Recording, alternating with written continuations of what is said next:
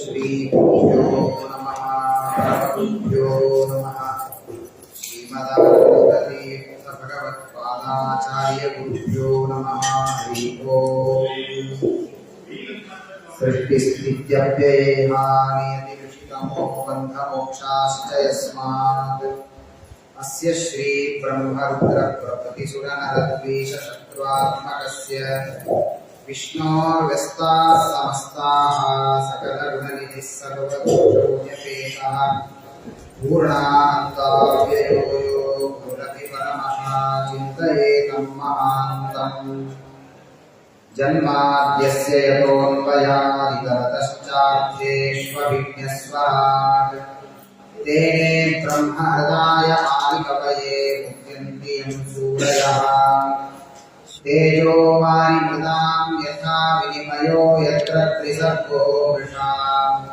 धाम्ना स्वेन सदा निरस्तकुहकं सत्यं परं धीमहि अशेषवाक्चाढ्यमलापहन्त्रीनवं नवं स्पष्टसुवाक्प्रदायिनी ममेह जिह्वाग्रसुरङ्गनर्तकी भवप्रसन्ना वदने च मे श्रीः धर्मविज्ञानवैराग्यपरमैश्वर्यशालिनः आनन्दतीर्थभगवत्पादान् वन्दे निरन्तरम् यस्य वाक्कामधेनुर्नः कामितार्थान् प्रयच्छति सेवेतं जययोगीन्द्रं कामवानर्चितं सदा सत्यधर्मार्थिसम्भूतः चिन्तामणिविजृम्भितः सत्यसङ्कल्पकल्पद्रुः कल्पयेत् कामं मम सत्याभिज्ञकलाचोत्थान् पञ्चाशद्वर्षपूजकान्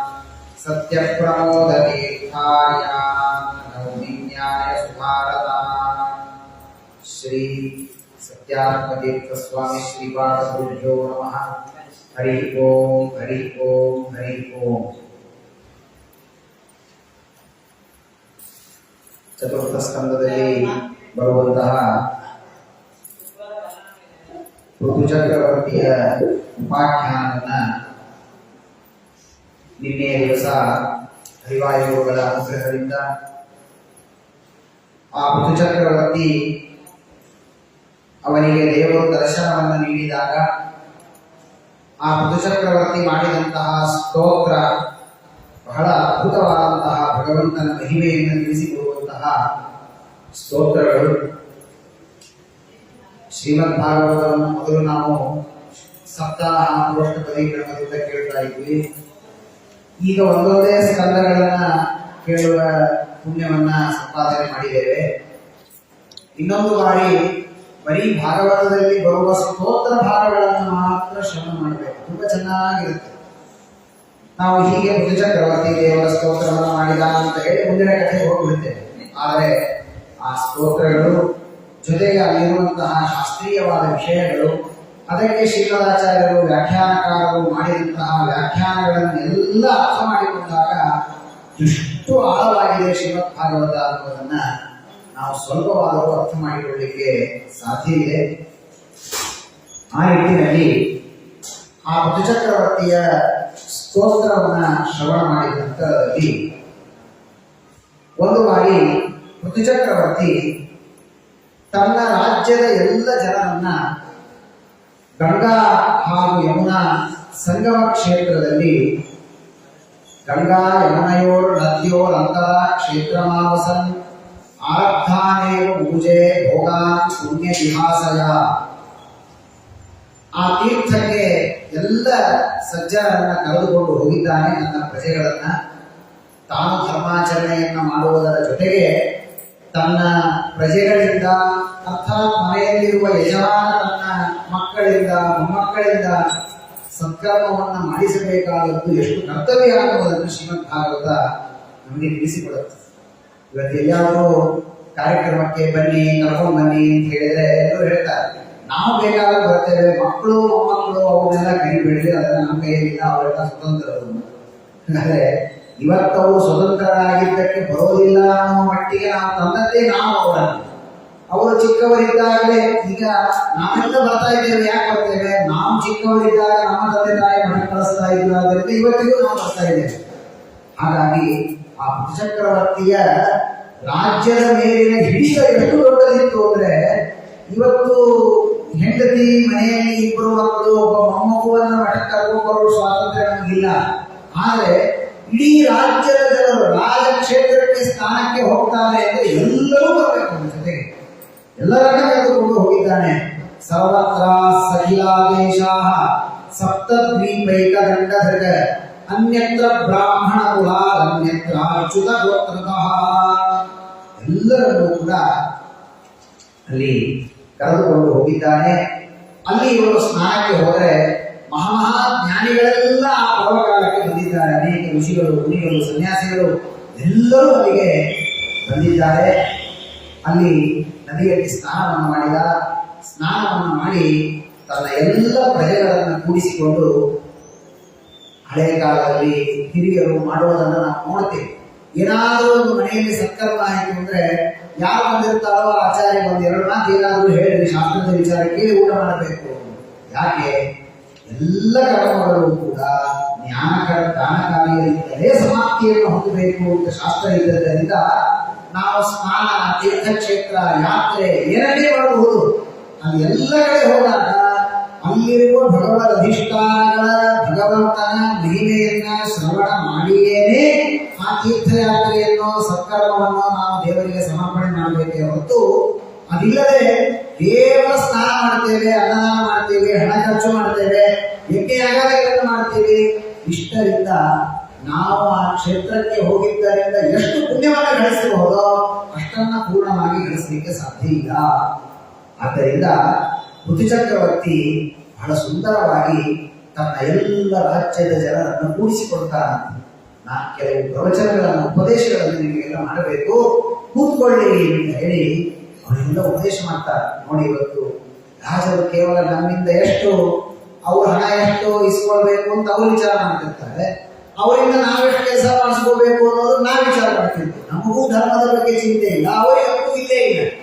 ಹೀಗಾಗತ್ತೆ. ಆದರೆ ರಾಜನಾದವನು ಪ್ರಜೆಗಳಿಗೆ ಧರ್ಮೋಪದೇಶವನ್ನ ಯಾವ ರೀತಿ ಮಾಡಬೇಕು ಅನ್ನೋದನ್ನ ಋತುಚಕ್ರವರ್ತಿ ಜಗತ್ತಿಗೆ ತಿಳಿಸಿಕೊಡ್ತಾನೆ.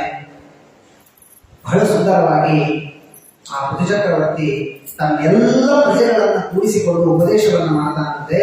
ನೋಡಪ್ಪ, ನಾನು ನಿಮಗೆಲ್ಲ ರಾಜ, ನಾನು ನಿಮ್ಮನ್ನೆಲ್ಲ ನೋಡಿಕೊಡುತ್ತೇನೆ. ನಾನು ಹೇಳಿದಂತೆ ನೀವು ನಡೀತೀರಿ. ಒಂದು ವೇಳೆ ನಡೆಯದೇ ಇದ್ರೆ ನಾನು ನಿಮಗೆ ಶಿಕ್ಷೆ ಕೊಡ್ತೇನೆ. ಅಂದ ಮಾತ್ರಕ್ಕೆ ನಾನೇನೋ ಒಬ್ಬ ದೊಡ್ಡ ಸಾಮ್ರಾಟ್, ರಾಜ, ಸ್ವತಂತ್ರ ಅಂತ ತಿಳಿಯಬೇಡಿ.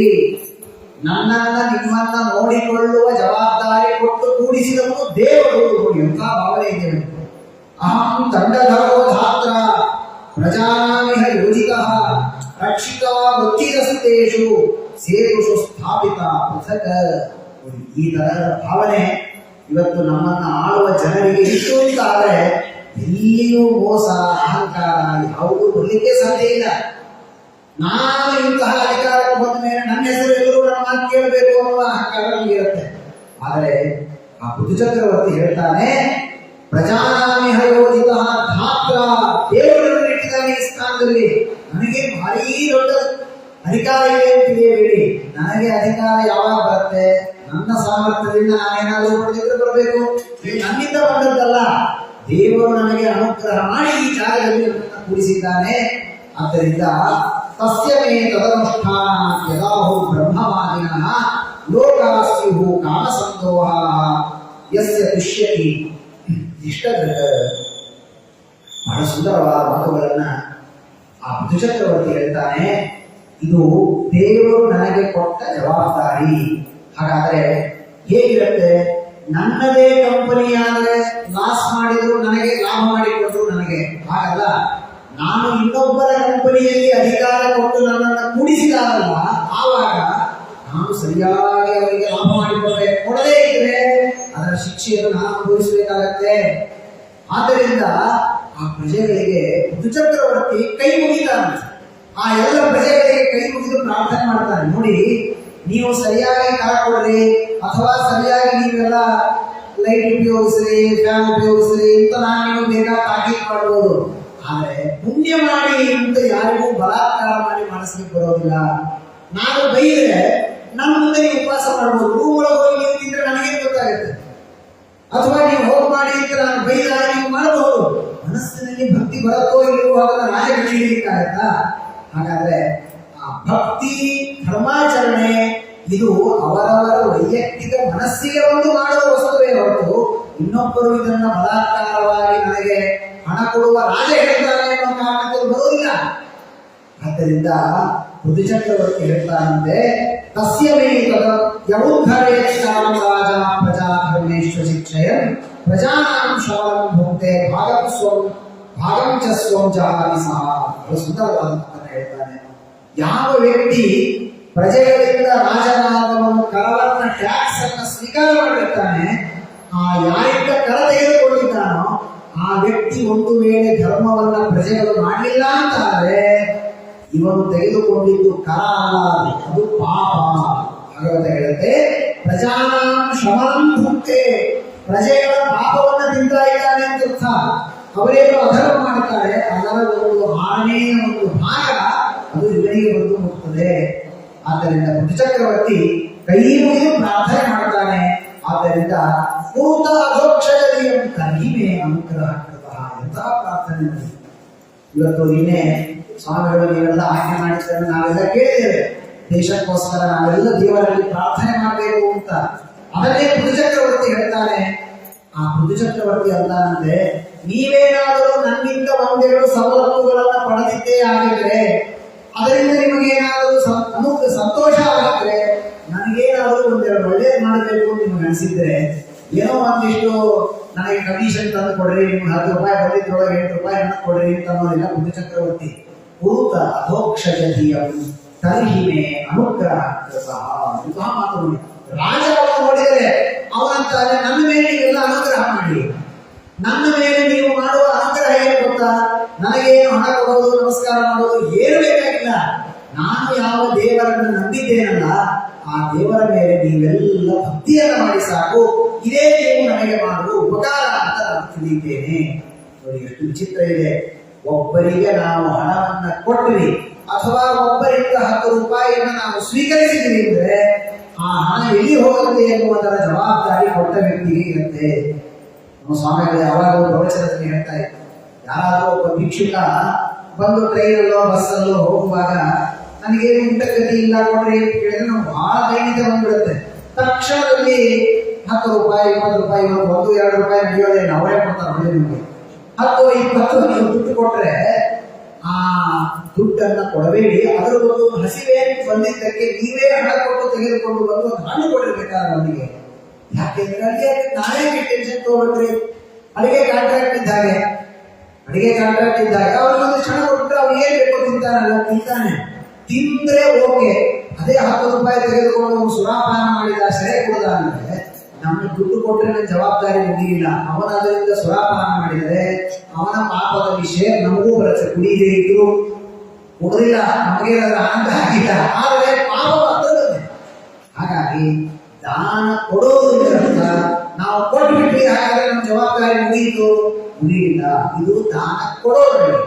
ಅಥವಾ ತೆಗೆದುಕೊಳ್ತೇವೆ ಕೆಲವು ಬಾರಿ, ಏನೋ ತುಂಬಾ ಕಷ್ಟ ಇರುತ್ತೆ, ಏನೋ ಒಂದು ದೊಡ್ಡ ಪ್ರಾಜೆಕ್ಟ್ ಹಾಕೊಂಡಿರ್ತೇವೆ, ಯಾವ ಒಬ್ಬ ಹೇಳ್ತಾರೆ ನಿಮ್ಗೆ ನಾವು 1 ಕೋಟಿ ರೂಪಾಯಿ ಕೊಡ್ತೀನಿ, ನೀವೆಲ್ಲ ಕಟ್ಟಿಬಿಡಿ ಅಂತೀವಿ. 1 ಕೋಟಿ ರೂಪಾಯಿ ಕೊಡ್ತಾರೆ ಅಂದ್ರೆ ಏನು ಆನಂದ ಆಗಿರುತ್ತೆ. ನನಗೆ ಏನೋ ಗತಿ ಇಲ್ಲದ ಸಮಯದಲ್ಲಿ 1 ಕೋಟಿ ರೂಪಾಯಿ ಕೊಡ್ತಾರೆ ಅಂದ್ರೆ ಆಯ್ತಲ್ಲ. ಅಲ್ಲ, ಆ 1 ಕೋಟಿ ರೂಪಾಯಿಯನ್ನು ಹೇಗೆ ಗಳಿಸಿದ್ದಾರೆ ಎನ್ನುವುದರ ಮೇಲೆ ನಾನು ಅದರ ವಿನಿಯೋಗ ಮಾಡಿದರೆ ಅದು ಹೇಗೆ ನನಗೆ ಪುಣ್ಯ ಕೊಡುತ್ತೆ ಎನ್ನುವುದು ಜವಾಬ್ದಾರಿ ಇದೆ. ಹಾಗಾಗಿ ಆ ರೀತಿ ಬುದ್ಧಿಚಕ್ರವರ್ತಿ ಪ್ರಜೆಗಳಿಗೆ ಕೇಳ್ತಾರೆ, ಕುರುತ ಅಧೋಕ್ಷಜತೆಯು ಕರ್ಹಿಮೆ ಅನುಗ್ರಹ ಕೃತಃ. ನೀವು ದೇವರಲ್ಲಿ ಭಕ್ತಿಯನ್ನು ಮಾಡಿದರೆ ಧರ್ಮದಿಂದ ಜೀವನವನ್ನು ನಡೆಸಲಿಕ್ಕಾಗತ್ತೆ. ನೀವು ಧರ್ಮದಿಂದ ಜೀವನವನ್ನು ನಡೆಸಿದರೆ ಆ ನೀವು ನಡೆಸಿದ ಜೀವನದಲ್ಲಿ ನಾವು ತೆಗೆದುಕೊಂಡ ಆ ಕರ ಏನಿದೆ ಅದು ದೇವರಿಗೆ ಮುಟ್ಟುತ್ತದೆ. ಇಲ್ಲ ಅಂತಾದರೆ ನೀವು ಮಾಡಿದ ಪಾಪದ 6ನೇ ಒಂದು ಭಾಗವನ್ನು ನಾವು ಅನುಭವಿಸಬೇಕಾಗತ್ತೆ. ಆದ್ದರಿಂದ ದೇವರಲ್ಲಿ ಭಕ್ತಿಯನ್ನ ಮಾಡಿ. ಯೂಯಂ ತದನುಮೋದತ್ವಂ ವಿದುದೇವರ್ಷಯೋ ಅಮಲಾಃ ಕರ್ತುಃ ಶಾಸ್ತುಃ ಅನುಜ್ಞಾತುಃ ತುಲ್ಯಂ ಯತ್ ಪ್ರೇತ್ಯ ತತ್ಫಲಂ. ದೊಡ್ಡವರಿದ್ದಾಗ ಒಂದೆರಡು ಏನೋ ಒಂದು ಕಲಿತಿರ್ತೇವೆ, ವಿಷ್ಣು ಸಹಸ್ರನಾಮ, ಒಂದೆರಡು ಶಾಸ್ತ್ರ ಪಾಠವನ್ನು ಕಲಿತಿರ್ತೇವೆ. ಯಾವ್ದಾದ್ರು ದೊಡ್ಡವರು ಬಂದಾಗ ಅವ್ರ ಮುಂದೆ ನಾನು ಎರಡು ಅಕ್ಷರಗಳನ್ನು ಅನುವಾದ ಮಾಡ್ಬೇಕಂತ. ಯಾಕೆ? ಏನೋ ಅಹಂಕಾರ ನೋಡ್ರೆ ನಿಮ್ಮಷ್ಟೇ ನನಗೂ ಬರುತ್ತೆ ಅಂತ ತೋರಿಸ್ಬೇಕಲ್ಲ. ಅವರು ಸಂತೋಷಪಟ್ಟು ತುಂಬಾ ಚೆನ್ನಾಗಿ ಹೇಳಿದೆಯಪ್ಪ ಅಂತ ಹೇಳಿದರೆ ನಮ್ಮ ವಿದ್ಯೆ ಇನ್ನೂ ಶುದ್ಧವಾಗುತ್ತೆ, ಪುಣ್ಯ ಬರುತ್ತೆ. ಋತು ಚಕ್ರವರ್ತಿ ಯದ್ಯಪಿ ಇವನು ಸ್ನಾನಕ್ಕೆ ಹೋದಲ್ಲಿ ಇವನಿಗಿಂತ ದೊಡ್ಡ ದೊಡ್ಡ ಋಷಿಗಳು ಮುನಿಗಳು ಎಲ್ಲ ಬಂದಿದ್ದಾರಂತೆ. ಅವರನ್ನೆಲ್ಲ ಕೂಡಿಸಿಕೊಂಡು ಪ್ರಜೆಗಳಿಗೆಲ್ಲ ತಾನು ಉಪದೇಶ ಮಾಡಿ ಆ ಋಷಿಗಳಿಗೆ ಹೇಳ್ತಾರಂತೆ, ಯೂಯಂ ತತ್ವ ನಾನು ಹೇಳಿದ್ದು ಪ್ರಜೆಗಳಿಗೆ ಮಾಡಿದ ಉಪದೇಶ ಚೆನ್ನಾಗಿದೆ ಅಂತ ಅನಿಸಿದ್ರೆ ಶಭಾಷ್ ಚೆನ್ನಾಗಿ ಹೇಳಿದ್ದೀಯಪ್ಪ ಅನುವಾದ ಮಾಡಿ. ನೀವು ಅಲ್ಲ ಅನುವಾದ ಮಾಡಿದ್ರೆ ನಮಗೇನು ನಾವು ಅನ್ಯಾಯ ಮಾಡಿದ್ರೆ ಕರ್ತು ಶಾಸ್ತು ಅನುಜ್ಞಾತು ಬಹಳ ಸುಂದರವಾಗಿ ಕೂತು ಹೇಳ್ತಾನೆ. ಯಾರೋ ಒಬ್ಬ ಒಳ್ಳೆ ಕೆಲಸ ಮಾಡ್ತಾ ಇದ್ದಾನೆ, ಮಾಡಿದವನಿಗಂತೂ ಪುಣ್ಯ ಬಂದೇ ಬರ್ತದೆ. ಕರ್ತು ನೀನ್ ಮಾಡಪ್ಪ ಈ ತರಹ ಯಾರೋ ಮಾಡ್ತಾ ಇದ್ದಾರೆ, ನೀನು ₹1 ಗೋಶಾಲಾ ದಾನ ಮಾಡು ಅಂತ ಯಾರೋ ಹೇಳಿದ್ದಲ್ಲ, ಅವನಿಗೂ ಒಂದು ಪುಣ್ಯ. ಇವರಿಬ್ಬರು ಹೇಳುವಾಗ ಮೂರನೇದವ್ರು ನಿಂತ್ಕೊಂಡಿದ್ರೆ ಅವ ಒಳ್ಳೇದು ಹೇಳ್ತಾ ಇದ್ದಾರಪ್ಪ, ಮಾಡಿ ನಿಮಗೂ ಒಳ್ಳೇದಾಗತ್ತೆ ಅಂತ.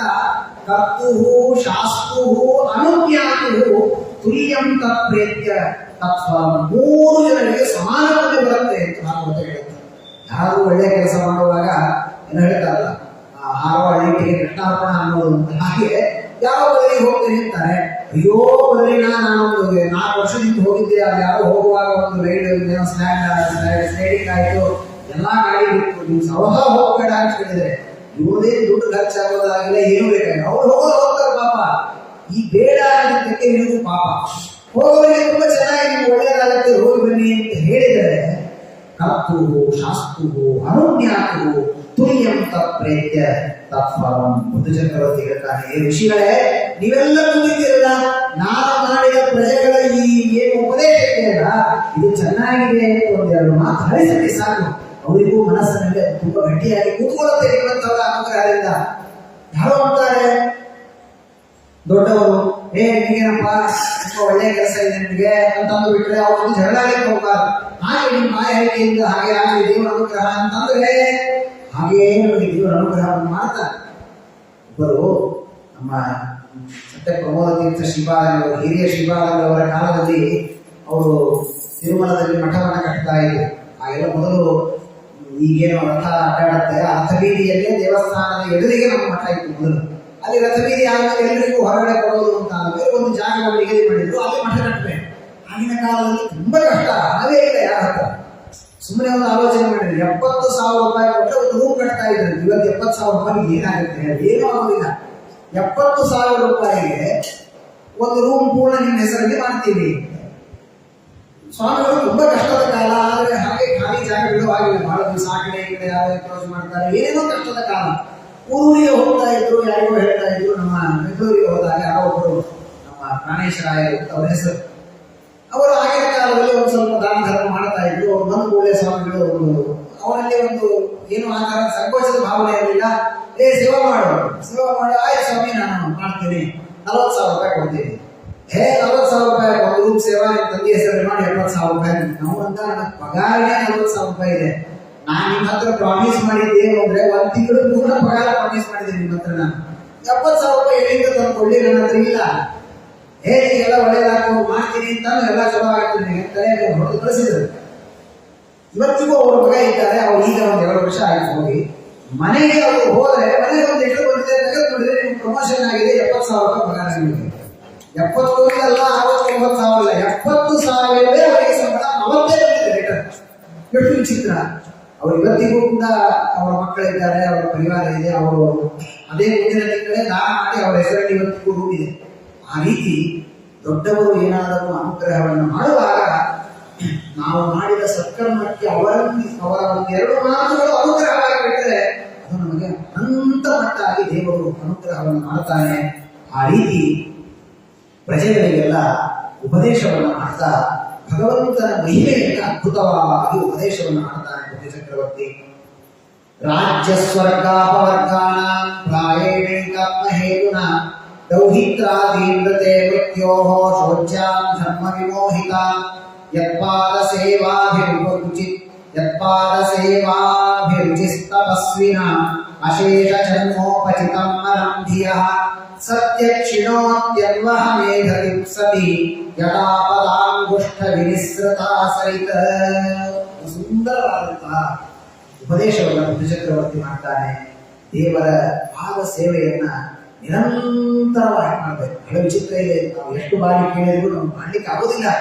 ಮತ್ತೆ ಇಲ್ಲಿಂದ ಹೊರಗೋಗಿ ಕೃಷ್ಣಾರ್ಪಣ ಆಯ್ತು ಅಂದ್ರೆ ನಾಳೆ ಸಂಜೆನೋ ಅಥವಾ ನಾಳೆ ಬೆಳಗ್ಗೆ ದೇವರ ಮನೆಯಾಗ ಕೊಡೋ ತನಕ ದೇವರು ನೆನಪೇ ಆಗೋದಿಲ್ಲ. ನಮ್ಮ ಕರ್ಮದಿಂದ ದೇವರು ಆ ರೀತಿ ನಮಗೆ ಮೋಹವನ್ನು ಕೊಟ್ಟು ಬಿಡ್ತಾರೆ. ದೇವರ ಹರಿಪಾದೋದಕ ಗಂಗೆ ಅದನ್ನ ನಾವು ತಲೆಯ ಮೇಲೆ ಹಾಕಿಕೊಂಡ್ರೆ ಹೇಗೆ ನಮ್ಮೆಲ್ಲ ಪಾಪಗಳು ಪರಿಹಾರವಾಗುತ್ತೆ, ಹಾಗೆ ಅಶೇಷ ಜನ್ಮೋಪಚಿತಂ ಮಲಂ ಧಿಯ, ದೇವರ ಪಾದವನ್ನು ನಿರಂತರವಾಗಿ ಸ್ಮರಣೆ ಮಾಡ್ತಾ ಇದ್ರೆ ನಮ್ಮ ಒಂದು ಜನ್ಮ ಅಲ್ಲ, ನಿರಂತರವಾದ ಅನೇಕ ಜನ್ಮಗಳ ಪಾಪಗಳೆಲ್ಲವೂ ಕೂಡ ಪರಿಹಾರವಾಗುತ್ತೆ.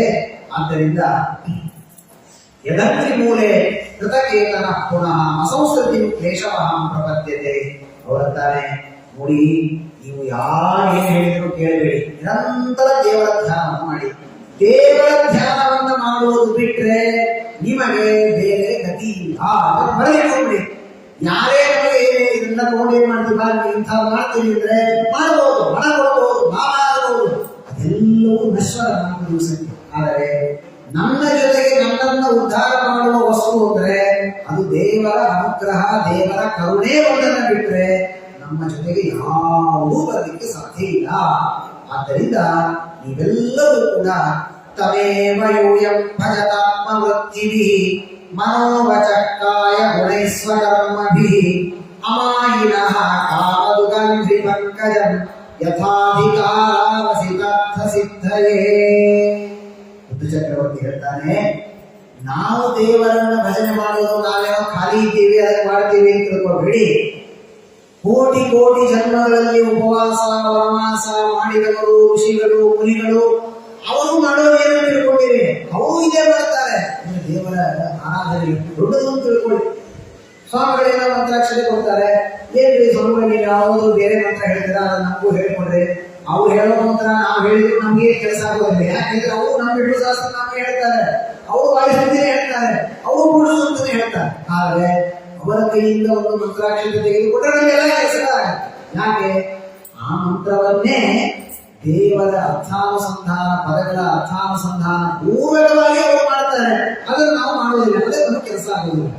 ಆದ್ದರಿಂದ ಬಹಳ ಸುಂದರವಾದ ದೇವರ ಆರಾಧನೆಯಿಂದ ನೀವೆಲ್ಲರೂ ಕೂಡ ಮಾಡಿ ಅಂತ ಒಂದು ಉಪದೇಶವನ್ನು ಮಾಡ್ತಾರೆ. ಎರಡನೇದಾಗಿ ಇವನವನ್ನ ಧೈರ್ಯ ನೋಡಿ, ಪ್ರಜೆಗಳನ್ನ ಸ್ವಲ್ಪ ಹಿಂದೆ ಸರಿಸ್ತಾರೆ, ರಾಜರನ್ನ ಮುಂದೆ ಕರೀತಾರೆ. ನೀವು ಮಹಾರಾಜ, ಅನೇಕ ಸಾಮಂತ ರಾಜರೆಲ್ಲ ಇರ್ತಾರಲ್ಲ ಇವರ ರಾಜ್ಯದಲ್ಲಿ, ಅವರನ್ನೆಲ್ಲ ಕರೀತಾನೆ. ನಿಮಗೆಲ್ಲ ಒಂದು ಉಪದೇಶ ಮಾಡ್ಲಿಕ್ಕಿದೆ, ಕಿವಿ ಮಾತನ್ನು ಹೇಳಲಿಕ್ಕಿದೆ, ಕೇಳ್ರಿ ಅಂತ. ನಮಗೇನು ಉಪದೇಶ ಮಾಡ್ತಾರೆ? ಬೇಕಾದಷ್ಟಾಗಲ ಲೆಕ್ಕ ಸರಿಯಾಗಿ ಒಪ್ಪಿಸ್ತಾ ಇದ್ದೀವಿ, ನಮ್ಮ ರಾಜ್ಯ ಬೇಕಾದಷ್ಟು ಸುಭಿಕ್ಷೆಯಿಂದ ನಡೀತಾ ಇದೆ, ನಮಗೆ ನೀವು ಉಪದೇಶ ಮಾಡೋದು ಅಂತ ಕೇಳಿದರೆ ಋತುಚಕ್ರವರ್ತಿ ಹೇಳ್ತಾನೆ, ನೋಡಿ ರಾಜರೇ, ನಿಮ್ಮ ಜೀವನದಲ್ಲಿ ನಮಗೆಲ್ಲ ಉಪದೇಶ ಮನುಷ್ಯ ತಪ್ಪೇ ಮಾಡಬೇಡಿ, ಇವತ್ತಿಂದ ನಾ ಏನಾದರೂ ನಿಮ್ಮ ಹತ್ರ ಮಂತ್ರಾಕ್ಷತೆ ನೀರು ಬೆಳೆಸಿದ್ರೆ ನಗದಿ ನಾನು ಹೇಳ್ತೇನೆ, ಯಾವುದು ವಾಸಿಗಳು ಅಂತ ಮಾಡಿಸ್ಬೇಕು. ಜೀವನದಲ್ಲಿ ತಪ್ಪೇ ಮಾಡಬೇಡಿ ಅಂತ ಹೇಳಿ ಯಾರು ಸಂಕಲ್ಪ ಮಾಡ್ತಾರ? ನಮ್ಮ ಜೀವನ ನಡೀತಾ ಇರೋದು ತಪ್ಪಿನ ಮೇಲೆ. 24 ತಾಸು 23 ತಾಸು ತಪ್ಪು ಮಾಡ್ತೇವೆ. ಹಾಗಾದ್ರೆ ತಪ್ಪು ಮಾಡುವುದು ಮನುಷ್ಯನ ಸಹಜ ಧರ್ಮ. ಆ ಎಲ್ಲ ರಾಜರನ್ನ ಕರೆದು ಋತುಚಕ್ರವರ್ತಿ ಹೇಳ್ತಾನೆ, ಜೀವನದಲ್ಲಿ ಏನಾದರೂ ತಪ್ಪು ಮಾಡಿ ಪರವಾಗಿಲ್ಲ, ಆದರೆ ಬ್ರಾಹ್ಮಣರ ನಿಂದನೆ ಎಂಬ ತಪ್ಪನ್ನ ಮಾಡಬೇಡಿ. ಅಂತಹ ಉಪದೇಶವನ್ನು ಮಾಡ್ತಾನೆ. ಎಂತಹ ತಪ್ಪನ್ನು ಬೇಕಾದರೂ ಮಾಡಿ, ಬ್ರಹ್ಮಣ್ಯ ದೇವ ಪುರುಷ ಪುರಾತನ ನಿತ್ಯಂ ಹರಿವೇಚ್ಚರಣಾಭಿವಂದನಾತ್ ಅವಾಪಲಕ್ಷ್ಮೀ ಮನಪಾಯಿನಿ ವಿಷಃ ಜಗತ್ ಪವಿತ್ರಂಚ ಮಹತ್ತಮಾಗ್ರಣಿ ಮಾಜಾತು ತೇಜ ಪ್ರಭವೆನ್ ಮಹತ್ತಿವಿಃ ತಿತಿಕ್ಷಯಾ ತಪಸಾ ವಿದ್ಯಯಾ ಚ ದೇದೀಪ್ಯಮಾನೆ ಅಧಿಕ ದೇವತಾನಾಂ ಕುಲೇ ಸ್ವಯಂ ರಾಜಕುಲೇ ದ್ವಿಜಾನಾಂ. ಇಂತಹ ಉಪದೇಶ. ಇಂಥ ರಾಜರು ನಮಗೇನಾದರೂ ಬಂದುಬಿಟ್ರೆ ನಮ್ಮ ಜೀವನ ಎಷ್ಟು ಚೆನ್ನಾಗಿರುತ್ತೆ ಆಲೋಚನೆ ಮಾಡಿ. ಮನೆಯೊಳಗೆ ಧರ್ಮ ಮಾಡಿ ಹೇಳಲಿಕ್ಕೆ ತಂದೆ ತಾಯಿಗಳು, ಹೊರಗೆ ಹೋದ್ರೆ ನಮ್ಮ 4 ರಾಜಕಾರಣಿಗಳು ಎಲ್ಲರೂ ಧರ್ಮವನ್ನು ಹೇಳೋರೇ ಆಗಿಬಿಟ್ರೆ ನಾವೆಲ್ಲ ಕಲಿಯುಗ ಕೃತಯುಗ ಆಗಿಬಿಡುತ್ತೆ ನಾವು ಬದುಕಿದ್ದದ್ದು. ಆ ಋತುಚಕ್ರವರ್ತಿ ರಾಜರಿಗೆ ಹೇಳ್ತಾನೆ, ಮಾ ಜಾತು ತೇಜ ಪ್ರಭವೇನ್ ಮಹಾತ್ಮಿಭಿ, ಎಲ್ಲೂ ಬ್ರಾಹ್ಮಣರ ಜೊತೆಗೆ ದ್ವೇಷವನ್ನು ಕಟ್ಟಿಕೊಳ್ಳಬೇಡಿ. ಅವರು ಮಹಾನುಭಾವರು, ತಿತಿಕ್ಷಯ ತಪಸ ವಿದ್ಯೆಯಾಚ, ಅವರು ಬರೀ ಅನ್ನ ತಿಂದು ಜೀವನ ಮಾಡ್ತಾರೆ ಅಂತ ತಿಳಿಯಬೇಡಿ. ಅವರಲ್ಲಿ ತಪಸ್ಸಿದೆ, ವಿದ್ಯೆ ಇದೆ, ಜ್ಞಾನ ಇದೆ. ಅವರು ನಿಮಗೆ ಬಾಯಿ ತೆಗೆದು ನಿಮಗೆ ಕೆಟ್ಟದ್ದಾಗಲಿ ಇಂಥ ಶಾಪ ಕೊಡೋದು ಬೇಕಾಗಿಲ್ಲ. ಅವರಲ್ಲಿರುವ ದೇವರು ನಿಮಗೆ ಶಾಪವನ್ನು ಕೊಡ್ತಾನೆ. ಇಂಥ ತಪ್ಪನ್ನು ಬೇಕಾದರೂ ಮಾಡಿ ಜೀವನದಲ್ಲಿ. ಆದರೆ ಬ್ರಾಹ್ಮಣರ ದೊಡ್ಡವರ ಹಾಗಾದ್ರೆ ಬೇರೆ ತಪ್ಪುಗಳನ್ನು ಮಾಡ್ತಾ ಹೋಗಿ ಇನ್ನೊಬ್ಬರನ್ನು ಹುಡಿಯಿರಿ ಅಂತ ಅಲ್ಲ. ಪಾಪ ಮಾಡೋದೇ ಖರೆ ಆದ್ಮೇಲೆ ಎಲ್ಲಿ ತುಂಬಾ ಹೆಚ್ಚಿನ ಪಾಪ ಬರುತ್ತೆ ಅಂತಹದ್ದನ್ನು ಅವರು ಮಾಡೋದು ಬೇಡ. ಆದ್ದರಿಂದ ಯಾಕೆ ಈ ಬ್ರಾಹ್ಮಣರಿಗೆ ಅಷ್ಟು ನೀವು ಬೆಲೆ ಕೊಡ್ತೀರಿ? ಋತುಚಕ್ರವರ್ತಿ ಅಂತಾನೆ, ಇಂದ್ರದೇವರು ಇಂದ್ರ ಪದವಿಯಲ್ಲಿ ಕುಳಿತುಕೊಂಡಿದ್ದು ಯಾರಿಂದ ತಿಳ್ಕೊಂಡಿದ್ದೀರಿ? ಬ್ರಾಹ್ಮಣರಿಗೆ ಅತ್ಯಂತ ಪ್ರಿಯನಾದ ಭಗವಂತನ ಅನುಗ್ರಹದಿಂದ ನೋಡಿ. ದೇವರು ಅನ್ನುವ ಶಬ್ದದಲ್ಲಿ ಯಾರಪ್ಪ ದೇವರು? ಬ್ರಹ್ಮಣ್ಯ ದೇವ, ಬ್ರಾಹ್ಮಣರಿಗೆ ಅತ್ಯಂತ ಪ್ರೀತಿಕರನಾದ ದೇವರು. ಆ ದೇವರು ಅನುಗ್ರಹ ಮಾಡಿದ್ದಕ್ಕೆ ಇಂದ್ರದೇವರಿಗೆ ಇಂದ್ರ ಪದವಿ ಬಂದಿದೆ. ಯತ್ಸೇವೆಯ ವಿಶೇಷ ಗುಣಾಶ್ರಯ ಸ್ವರ ವಿಪ್ರಪ್ರಿಯ ಸ್ತುಷ್ಯತಿ ಕಾಮೀಶ್ವರ ತದೇವ ತದ್ಧರ್ಮ ಪರೈ ವಿನೀತೈ ಸರ್ವಾತ್ಮನ ಬ್ರಹ್ಮಕುಲಂ ನಿಷೇವೆಲ್ಲ ಅಂತಾರೆ. ನಿಮಗೆ ಸಾಧ್ಯವಾದರೆ ಬ್ರಾಹ್ಮಣರ ಕುಲದ ಸೇವೆಯನ್ನು ಮಾಡಿ. ಬ್ರಾಹ್ಮಣರ ಸೇವೆ ನಿರಂತರವಾಗಿ ನಮ್ಮಿಂದ ನಡೆಯಬೇಕು. ಭಾಗವತ ಆ ಉಪದೇಶವನ್ನು ನಮಗೆ ಮಾಡ್ತಾ ಇದೆ. ಅನೇಕ ಬಾರಿ ಹೀಗಾಗುತ್ತೆ. ಸಣ್ಣ ಸಣ್ಣ ಊರಲ್ಲಿ, ಸಣ್ಣ ಹಳ್ಳಿಯಲ್ಲಿ ಇದ್ದವರಿಗೆ ಬ್ರಾಹ್ಮಣರೇ ಸಿಗೋದಿಲ್ಲ, ಕಷ್ಟ ಇರುತ್ತೆ. ನಮಗೆ ದೊಡ್ಡ ಊರಿನಲ್ಲಿ ಇದ್ದವರಿಗೆ ಸಿಗ್ತಾರೆ. ಅದೇ ಒಂದು ನಮ್ಮ ಅಹಂಕಾರ ಕಾರಣ ಆಗಿರುತ್ತೆ. ಏನ್ ಬಿಡ್ರಿ, ಇನ್ನು ನಾಳೆ ಇದೆಯಲ್ಲ ಶ್ರಾದ್ದ, ಯಾರಾದ್ರೂ ನೋಡಿದ್ರೆ ಬೆಳಗ್ಗೆ ಯಾರಾದ್ರೂ ಆಚಾರ ಸಿಕ್ಕೇ ಸಿಗ್ತಾರೆ. ಶ್ರಾದ್ದಕ್ಕೆ ಬ್ರಾಹ್ಮಣರನ್ನ ಕರೀಲಿಕ್ಕೆ ಎಷ್ಟು ಮಹತ್ವ ಇದೆ. ಶಾಸ್ತ್ರ ಹೇಳಿದೆ, 15 ದಿವಸ ಮುಂಚೆ ಒಂದು ಬಾರಿ ಅವರಿಗೆ ಆಮಂತ್ರಣ ಕೊಡ್ಬೇಕಂತೆ. ಹಿಂದಿನ ದಿವಸ ಒಂದು ಬಾರಿ ಹೋಗಿ ನೆನಪಿಸಿ ಬರ್ಬೇಕಂತೆ. ಆವತ್ತು ಮತ್ತೆ ಹೋಗಿ ಕರೆದುಕೊಂಡು ಬಂದು ಅವರಿಂದ ಶ್ರಾದ್ದವನ್ನು ಮಾಡಿಸಿಕೊಳ್ಳಬೇಕು ಅಂತ ಶಾಸ್ತ್ರ ಹೇಳುತ್ತೆ. ಇವತ್ತು ನಾವು ಎಲ್ಲಿ ಎಲ್ಲ ವಾಟ್ಸ್ಆಪ್ ಮೇಲೆ ಇನ್ನೂ ಎಷ್ಟೋಗಳಿತ್ತು ಆಚಾರ್ಯಗಳಲ್ಲಿ ಕೂಡಿರ್ತಾರೆ, ಇವು ಮನೆ ಶ್ರಾದ್ದ ಯಾವತ್ತು ಅಂತ. ಅವರೇ ಒಂದು ವಾರ ಮುಂಚೆ ನಿಮ್ದು ಈ ತಿಂಗಳು 15ನೇ ತಾರೀಕು ಶ್ರಾದ್ದ ಇದೆ ಅಂತ ನೆನಪಿಸಿ ಅವ್ರಿಗೆ ಹೇಳ್ಬಿಡ್ತಾರೆ, ಹೆಂಗೂ ನೀವು ಹಿಂದಿನ ಶ್ರಾದ್ದ ಮಾಡಿಸ್ಲಿಕ್ಕೆ ಮಠಕ್ಕೆ ಹೋಗಿರ್ತಿಲ್ಲ, ನಮ್ದೊಂದು ಬರೆಸಿ ಬಂದ್ಬಿಟ್ರೆ ಅವ್ರು ದುಡ್ಡು ಕೊಡ್ತೀವಿ. ಆ ಹೋಲ್ಸೇಲ್ ಕಾಂಟ್ರಾಕ್ಟ್ ಅವರೇ ಬರೆಸಿ, ಅವರೇ ಶ್ರಾದ್ದ ಮಾಡಿಸಿ, ಪಿಂಡ ಅವರೇ ಕಟ್ಟಿ ಕೊಟ್ಟು ಎಲ್ಲಾ ಮಾಡಿಬಿಟ್ರೆ ತುಂಬಾ ಒಳ್ಳೆಯ ಆಚಾರ. ಎಲ್ಲ ತುಂಬಾ ಹೊಂದಿಕೊಂಡಿದ್ದಾರೆ 4-5 ವರ್ಷದಿಂದ. ಹಾಗೆಲ್ಲ ಅಲ್ಲ. ಬ್ರಾಹ್ಮಣರನ್ನ ಎಷ್ಟು ನಾವು ಗೌರವದಿಂದ ಕಾಣಬೇಕು. ನಾನು ಪಿಂಡ ಪ್ರದಾನ ಮಾಡಿದ್ದಕ್ಕೋ ದಕ್ಷಿಣೆ ಕೊಟ್ಟಿದ್ದಕ್ಕೋ ನನ್ನ ಶ್ರಾದ್ದ ಪೂರ್ಣ ಆಗೋದಿಲ್ಲ.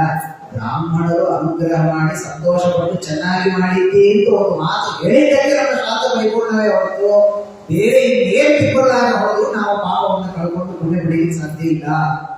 ಆದ್ದರಿಂದ ಬ್ರಾಹ್ಮಣರನ್ನ ಸರ್ವಾತ್ಮನ ಬ್ರಹ್ಮಕುಲಂ ನಿಷೇವ್ಯತ ಋತುಚಕ್ರವರ್ತಿ ಹೇಳ್ತಾನೆ. ಬ್ರಾಹ್ಮಣರಲ್ಲಿ ಭಕ್ತಿಯನ್ನ ಮಾಡಿ.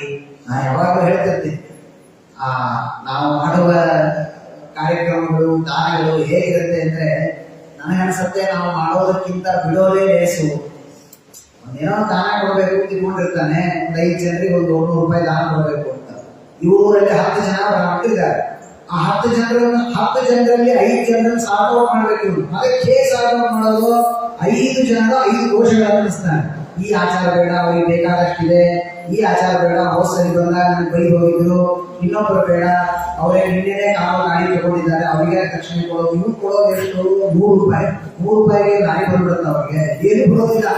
ಆದರೆ 16 ಜನರ ದೋಷಗಳನ್ನು ಎಣಿಸಿ ಒಬ್ಬರಿಗೆ ದಾನವನ್ನು ಮಾಡಿದರೆ, ಹಾಗಾದ್ರೆ ದಾನದ ಪುಣ್ಯ ಹೆಚ್ಚು, ಅಷ್ಟು ಜನರಿಗೆ ಹಿಂದನೆ ಮಾಡಿದ್ದಕ್ಕೆ ನಮಗೆ ಬರುವ ಪಾಪ ಹೆಚ್ಚು. ವಿಚಾರ ಮಾಡಬೇಕು. ಇದು ನಮಗೆಲ್ಲರೂ ಇದೆ. ಯಾರಿಗೂ ಏನು ನಾವು ಹೊರತಾಗಿ ಇನ್ನೊಬ್ಬರಿಗೆ ಉಪದೇಶ ಮಾಡ್ತಾ ಇಲ್ಲ. ಆದರೆ ಅವರಲ್ಲಿ ದೋಷ ಇರುವುದು ನಿಜ. ನಾನು ಹೇಳಿದ ದೋಷ, ಅವರೆಲ್ಲೋ ದೋಷ ತಪ್ಪು ಮಾಡಿದ್ರು, ಅದನ್ನು ನಾನೇ ಕಂಡಾಕೊಂಡಿದ್ದೇನೆ, ಎಲ್ಲವೂ ಸತ್ಯ. ಆದರೆ ನಾವು ಆಲೋಚನೆ ಮಾಡಬೇಕಾದದ್ದು ಏನು ಗೊತ್ತಾ? ಆ ಪಾಪವನ್ನು ಕಳ್ಕೊಳ್ಳುವ ಶಕ್ತಿ ಅವರಲ್ಲಿದೆ. ಅವರನ್ನು ನಿಂದನೆ ಮಾಡಿದ್ರೆ ಪಾಪ ಕಳ್ಕೊಳ್ಳುವ ಶಕ್ತಿ ನನ್ನಲ್ಲಿದೆಯಾ ಅದನ್ನು ಆಲೋಚನೆ ಮಾಡಬೇಕು. ಅವರೇನೋ ಸಂಧ್ಯಾವಂದನೆ ಮಾಡುವಾಗ ಪಾಪ ಇಲ್ಲಿ ಕೈ ಇಟ್ಕೊಂಡು ಇಲ್ಲಿ ಇಟ್ಕೊಂಡು ಅದನ್ನೇ ಅವು ದೇವರನ್ನ ಸ್ಮರಣೆ ಮಾಡ್ಕೊಂಡು, ಅಯ್ಯೋ ನನಗೆ ಇಂಥ ತಪ್ಪು ನಡೆಯಿತು ಅಂತ ಕೇಳಿದ್ದಕ್ಕೆ ಅವ್ರು ದೊಡ್ಡವರು ದೇವರು ಕ್ಷಮಾಪಣೆ ಮಾಡಿಬಿಟ್ಟ. ಆ ದೊಡ್ಡವರನ್ನು ನಿಂದನೆ ಮಾಡಿದ ಪಾಪ ನಮಗೋದು ಬಂದಿದೆಯಲ್ಲ, ಅದಕ್ಕೆ ನಾವೆಷ್ಟು ಗುಣಿಸಬೇಕು, ನಾನು ವಿಚಾರ ಮಾಡಬೇಕು ನಮ್ಮ. ಆದ್ದರಿಂದ ನನಗೆ ಗೌರವ ಕೊಡ್ಲಿಕ್ಕಾಗದೆ ಬಿಟ್ಟು ಬಿಡೋಣ, ದೂರ ಇರಬೇಕಾದ್ರೆ. ಆದರೆ ಬ್ರಾಹ್ಮಣರ ನಿಂದನೆ ಮಾಡೋದಿದೆಯಲ್ಲ, ಇದು ಇವತ್ತಿನ ಕಾಲದಲ್ಲಿ ಯಾರಿಗೋ ಅನ್ನೋದಲ್ಲ, ನಮ್ಮೆಲ್ಲರಲ್ಲಿ ಇದೆ ಯಥಾಶಕ್ತಿಯಾಗಿ ನಮ್ಮಲ್ಲಿ. ಆದರೆ ದೇವರು ಸರ್ವಥಾ ಆ ತರಹದ ಭಾವನೆಯನ್ನ ನಮಗೆ ಕೊಡಬಾರದು. ಬ್ರಾಹ್ಮಣರ ಸಾಧ್ಯವಾದಷ್ಟು ಬ್ರಾಹ್ಮಣರಲ್ಲಿ, ಜ್ಞಾನಿಗಳಲ್ಲಿ, ಸನ್ಯಾಸಿಗಳಲ್ಲಿ ದೇವರನ್ನ ಕಾಣುವಂತಹ ದೊಡ್ಡ ಭಾವನೆಯಿಂದ ನಮ್ಮಲ್ಲಿ ನಾವು ದೊಡ್ಡ ದೊಡ್ಡ ಊರಿನಲ್ಲಿದ್ದವರಿಗಂತೂ ದೇವರ ಅನುಗ್ರಹ. ಹೊರಗೆ ಹೋದ್ರೆ, ಮಾರ್ಕೆಟ್ಗೆ ಹೋದ್ರೆ ಒಬ್ಬ ಬ್ರಾಹ್ಮಣರು ಕಾಣಿಸ್ತಾರೆ, ಅವರೇನೋ ತಗೊಳ್ಳಿ ಬಂದಿರ್ತಾರೆ, ಅವ್ರಿಗೂ ನಮಗೂ ಭೇಟಿಯಾಗುತ್ತೆ, ಏನೋ ಮಾತಾಡಿಸ್ತೇವೆ, ಅಯ್ಯೋ ಇವತ್ತು ಆಚಾರ ಭೇಟಿಯಾಗಿದೆ ಅಂದ್ರೆ ನಮ್ಮ ದಿನ ಚೆನ್ನಾಗಿದೆ ಅಂತ ನಾವು ಸಂತೋಷ ಪಡುವಂತಹ ಭಾವನೆಯನ್ನ ನಮ್ಮಲ್ಲಿ ನಾವು ಕಂಡುಕೊಂಡ್ರೆ ನಿಜವಾಗಿ ಇದು ಎಷ್ಟು ದೊಡ್ಡ ಸಾಧನೆ ನಮ್ಮಿಂದ ನಡೆದು ಹೋಗುತ್ತೆ.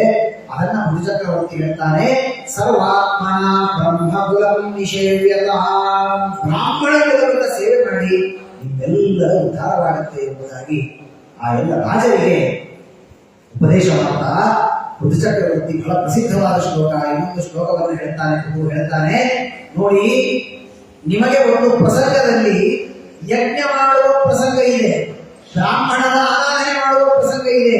ಎರಡರಲ್ಲಿ ಯಾವುದನ್ನು ಚಾಯ್ಸ್ ಮಾಡಬೇಕು ಅಂದ್ರೆ ಬ್ರಾಹ್ಮಣರ ಪೂಜೆಯಿಂದ ಚಾಯ್ಸ್ ಮಾಡಿ ಅಂತ ಹೇಳ್ತಾರೆ. ಯಾಕೆ ಅಂದ್ರೆ ಎರಡೂ ದೇವರ ಪೂಜೆ, ಅಗ್ನಿಯ ಮಾಧ್ಯಮದಲ್ಲಿ ಮಾಡುವ ಪೂಜೆ ಅದು, ಬ್ರಾಹ್ಮಣನ ಮಾಧ್ಯಮದಲ್ಲಿ ಮಾಡುವ ಪೂಜೆ ಇದು. ಹಾಗಾದ್ರೆ ವ್ಯತ್ಯಾಸ ಇದೆ ಎರಡರಲ್ಲಿ. ಅದು ಜಡವಾದ ಬೆಂಕಿಯಲ್ಲಿ ಮಾಡುವ ಪೂಜೆ, ಇದು ಚೇತನನಾದ ವ್ಯಕ್ತಿಯಲ್ಲಿ ಮಾಡುವ ಪೂಜೆ. ಆದ್ದರಿಂದ ಅಷ್ಟಾತ್ಯನಂತ ಖಲು ತತ್ವ ಕೋವಿದೇ ಶ್ರದ್ಧಾಹುತಂ ಯನ್ಮುಖೈಜ್ಯನಾಮಿ ನವೈತತಾ ಚೇತನಯ ಬಹಿಷ್ಕೃತೋ ಹುತಾಶನೇ ಪಾರಮಹಂಸವರ್ಯಗುಹು. ಸುಂದರವಾದ ಮಾತನ್ನ ಋತುಚಕ್ರವರ್ತಿ ಹೇಳ್ತಾನೆ.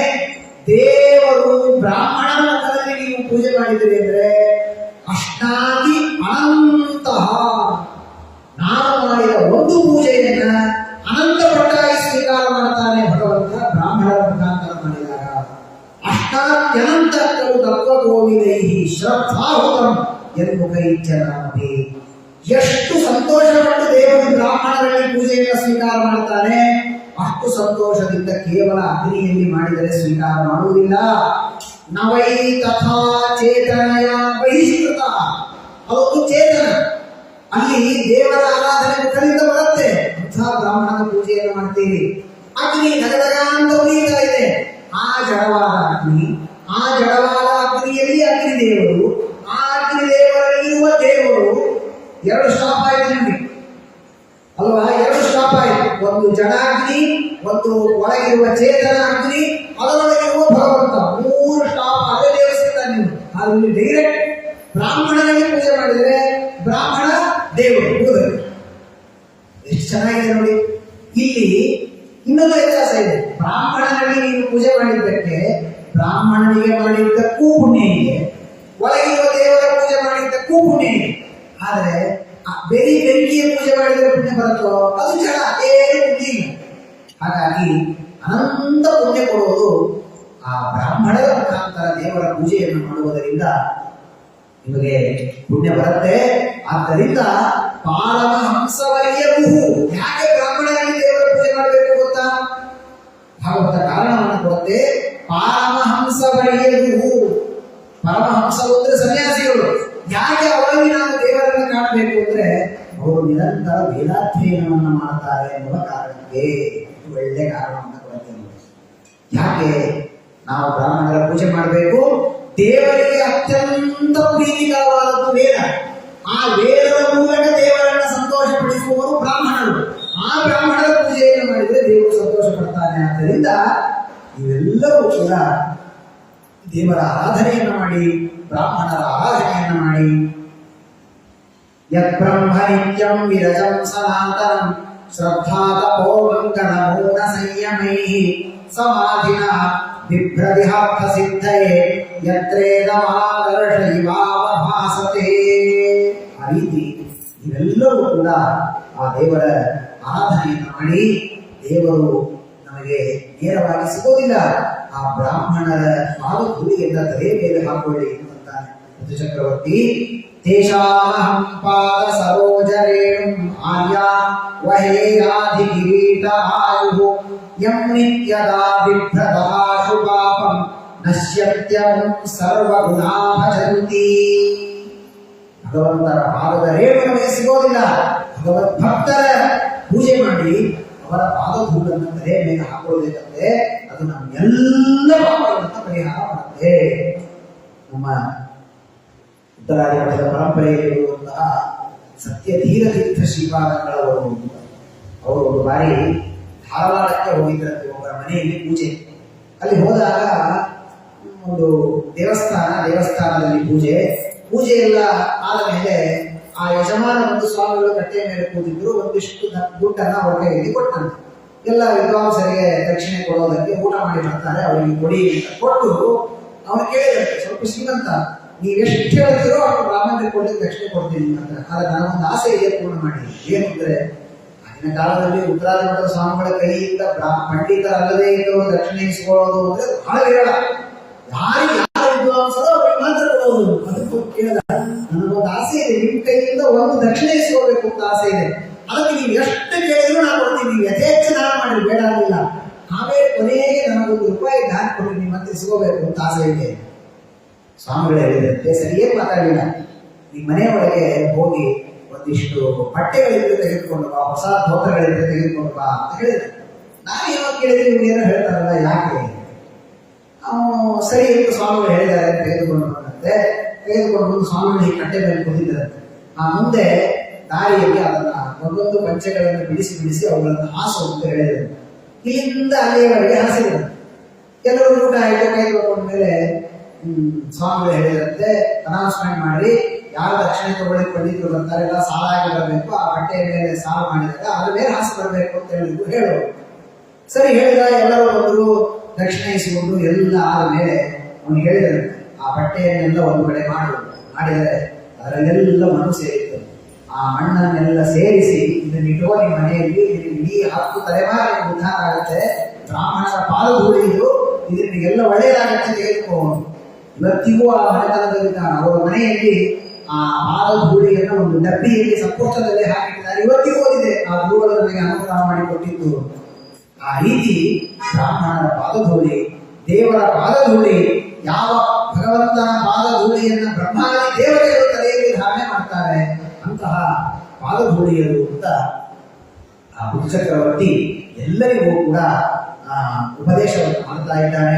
ಜನೇಶು ಪ್ರಣತ್ಸ್ವೇವಂ ಮೃದುಂ ಮೃದುಲ ವಿಕ್ರಮಂ ತತ್ರೋಪಜತ್ ಕುರ್ಮನಯಶ್ಚತ್ವಾರ ಸೂರ್ಯ ವರ್ಚಸಃ. ಈ ಎಲ್ಲ ಉಪದೇಶವನ್ನು ಮಾಡಿ ಬುದ್ಧ ಚಕ್ರವರ್ತಿ ಅಲ್ಲಿಂದ ಹೊರಟಿದ್ದಾನೆ. ಒಂದು ಬಾರಿ ತನ್ನ ರಾಜ್ಯದಲ್ಲಿ ಕುಳಿತುಕೊಂಡಾಗ ಮಹಾನುಭಾವರಾದಂತಹ ಸನಕಾದಿಗಳು 4 ಜನ, ಸನಕ, ಸನಂದನ, ಸನತ್ಕುಮಾರ, ಸನತ್ಸುಜಾತ ಅಂತ 4 ಜನ, ಅವರೆಲ್ಲರೂ ಕೂಡ ಅವನ ಆಸ್ಥಾನಕ್ಕೆ ಬಂದಿದ್ದಾರೆ. ಅವರಿಗೆ ಕೇಳ್ತಾನೆ, ದಯಮಾಡಿ ಸ್ವಾಮಿ, ನನಗೆ ತತ್ವೋಪದೇಶವನ್ನು, ಇಂತಹ ಮಹಾಜ್ಞಾನಿ ಮನೆಗೆ ಬ್ರಾಹ್ಮಣರು ಬಂದ್ರೆ, ಋಷಿಗಳು ಬಂದ್ರೆ, ನನಗೇನೂ ಗೊತ್ತಿಲ್ಲ, 1-2 ಅಕ್ಷರವನ್ನು ಉಪದೇಶ ಮಾಡಿ ಅಂತ ಅವರಿಗೆ ಕೇಳ್ತಾನೆ. ಬಹಳ ಸುಂದರವಾದಂತಹ ಉಪದೇಶ ಇದೆ.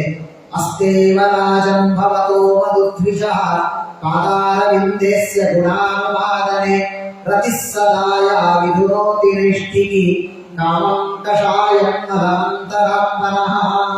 ಬುದ್ಧ ಚಕ್ರವರ್ತಿ ಕೇಳ್ತಾನೆ, ಸ್ವಾಮಿ, ನಮ್ಮ ಮನಸ್ಸಿನಲ್ಲಿ ಸಾಕಷ್ಟು ಪಾಪಗಳು, ಹೊಲಸುಗಳು ಎಲ್ಲ ತುಂಬಿಕೊಂಡು ಬಿಟ್ಟಿರುತ್ತೆ, ಅದನ್ನು ಹೇಗೆ ಪರಿಹಾರ ಮಾಡ್ಕೊಳ್ಳೋದು? ನಾವು ಹೊರಗಿನ ಹೊಲಸನ್ನು ಸೋಪ್ ಹಚ್ಕೊಂಡು ಮತ್ತೊಂದು ಮಾಡಿ ಕಳ್ಕೋಬಹುದು, ಮನಸ್ಸಿನ ಹೊಲಸನ್ನು ಹೇಗೆ ಕಳ್ಕೊಳ್ಳೋದು?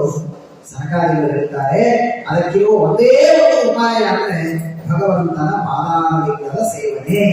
ಅದನ್ನು ಮಾಡುವುದರಿಂದ ನಮ್ಮ ಎಲ್ಲ ಪಾಪಗಳು ಕೂಡ ಪರಿಹಾರವಾಗುತ್ತೆ ಅಂತ ಅದ್ಭುತವಾದ ಉಪದೇಶವನ್ನು ಮಾಡ್ತಾರೆ. ಭಾಗವತ ಎಷ್ಟು ದೊಡ್ಡದು ಅಂದ್ರೆ ಒಂದೊಂದೇ ಸ್ಕಂದಕ್ಕೆ 5 ದಿವಸ ಇದ್ರು ಮತ್ತೆ ಕೊನೆಗೆ ಬಹಳ ಸುಂದರವಾದ ಉಪದೇಶ ಇದೆ ಅಂತ ಹೇಳಿ ಪೇಪರ್ ಹೊರಡಿಸಬೇಕಂತೆ. ಒಂದು ಆ ಉಪದೇಶವನ್ನ ಹೇಳುವ ಜ್ಞಾನವೂ ಇಲ್ಲ, ಸಮಯವೂ ಸಿಗಲಿಕ್ಕೆ ಸಾಧ್ಯ ಇಲ್ಲ. ಬಹಳ ಸುಂದರವಾದಂತಹ ಉಪದೇಶವನ್ನ ಸನಕಾದಿಗಳು ಮಾಡ್ತಾರೆ. ಮಾಡಿದ ಮೇಲೆ ಬುದ್ಧ ಚಕ್ರವರ್ತಿ ಅವರಿಗೊಂದು ಅಭಿನಂದನೆಯನ್ನು ಸಲ್ಲಿಸ್ತಾರೆ. ಬಹಳ ಚೆನ್ನಾಗಿದೆ. ಗುರುವಂದನೆ, ಏನಾದರೂ ಉಪದೇಶ ಮಾಡಿದ ಮೇಲೆ ಗುರುವಂದನೆ, ಗುರುಕಾಣಿಕೆಯನ್ನು ಸಮರ್ಪಣೆ ಮಾಡ್ತಾರಲ್ಲ, ಏನ್ ಸಮರ್ಪಣೆ ಮಾಡ್ತಾನೆ? ಬಹಳ ಸುಂದರವಾದ ಮಾತಿದೆ. ನಮಗೆಲ್ಲ ಭಾಗವತ ಒಳ್ಳೊಳ್ಳೆ ತತ್ವಗಳನ್ನು ತಿಳಿಸಿಕೊಡುತ್ತೆ. ಸಾಮಾನ್ಯ ನಮಗೆ ಭಾವನೆ ಯಾರಿಗೂ ಇರೋದಿಲ್ಲ.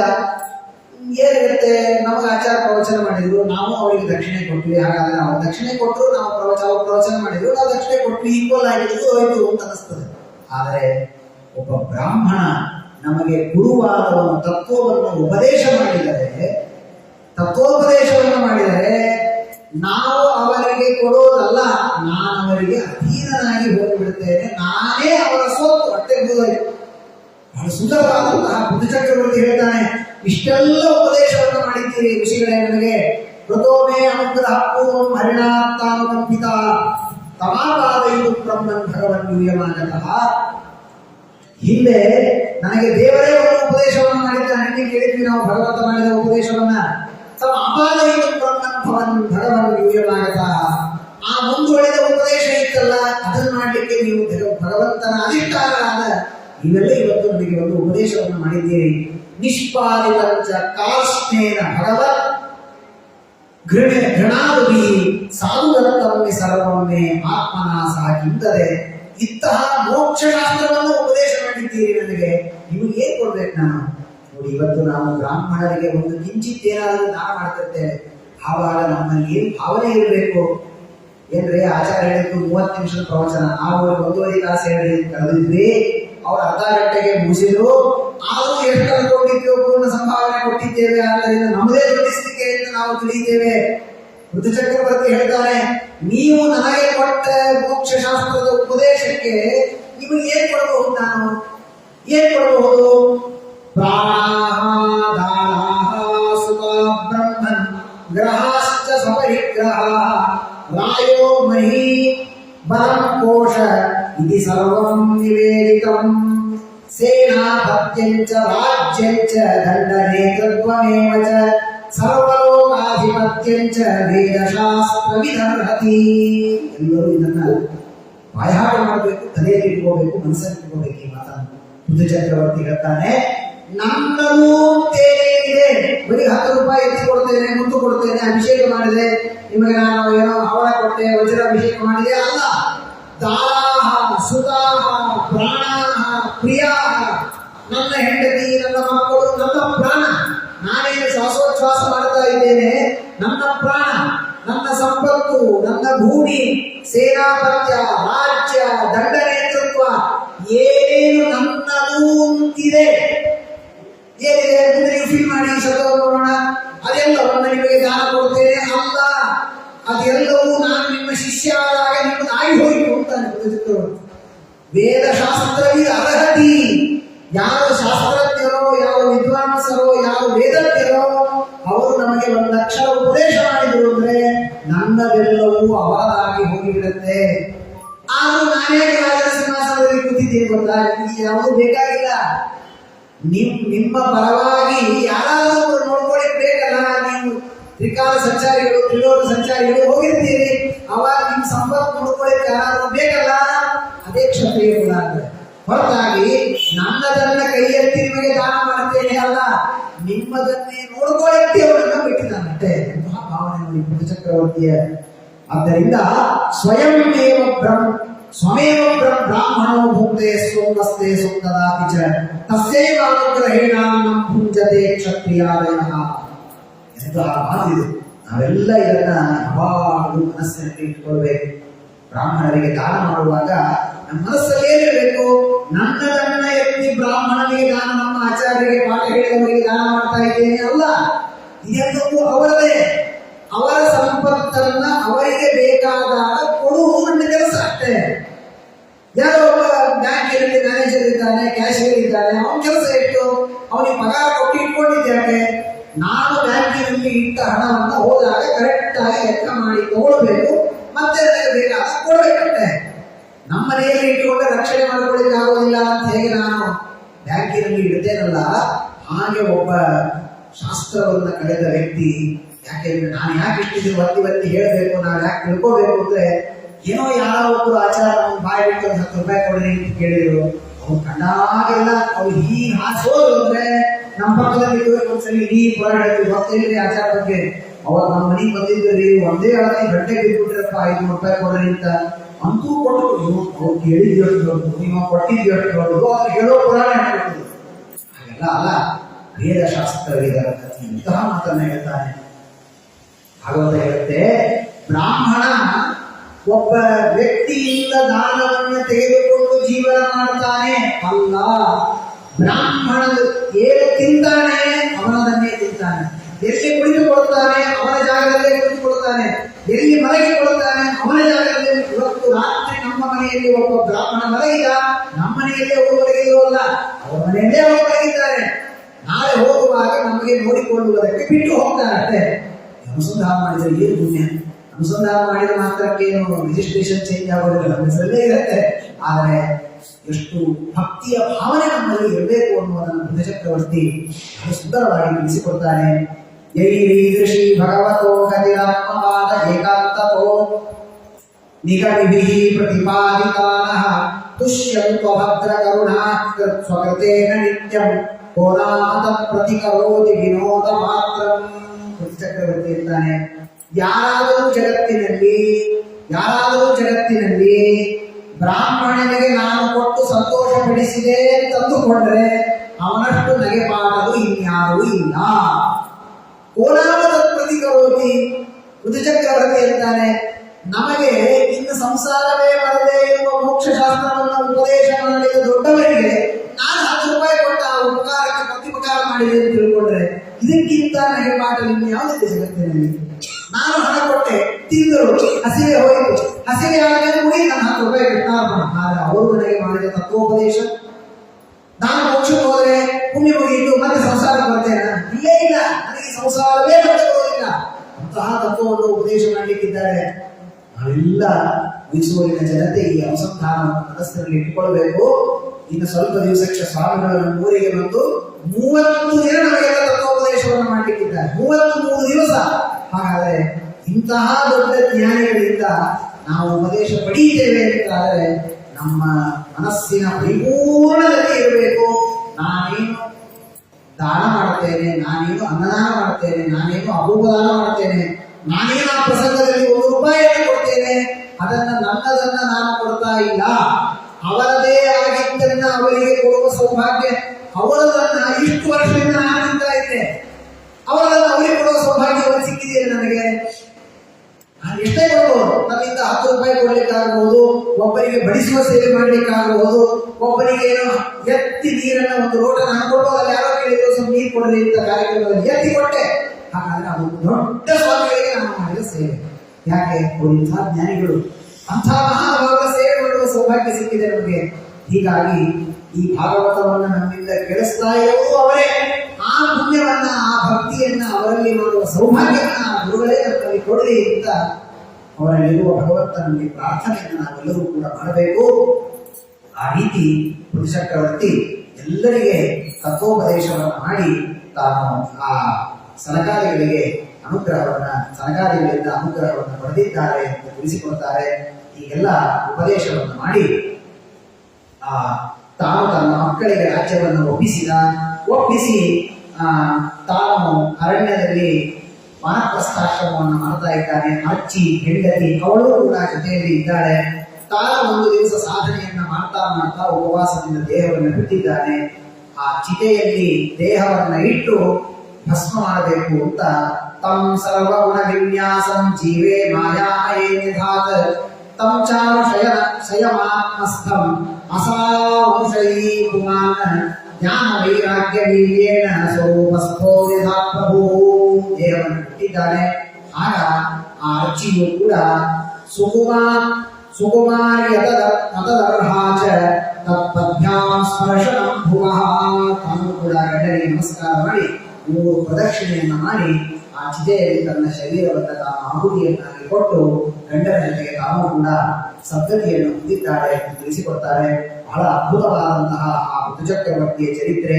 ಯಾರು ಈ ಬುದ್ಧ ಚಕ್ರವರ್ತಿಯ ಚರಿತ್ರೆಯನ್ನು ಶ್ರವಣ ಮಾಡ್ತಾರೆ, ಯೈದಂ ಸುಮಹತ್ ಪುಣ್ಯಂ ಶ್ರದ್ಧಯಾ ವಹಿತಪ್ಪಟೆ ಶ್ರಾವಯೇತ್ ಶೃಣಯಾತ್ ವಾಪಿ ಸಮೃತೋ ಪದವೀನಿಯಾತ್.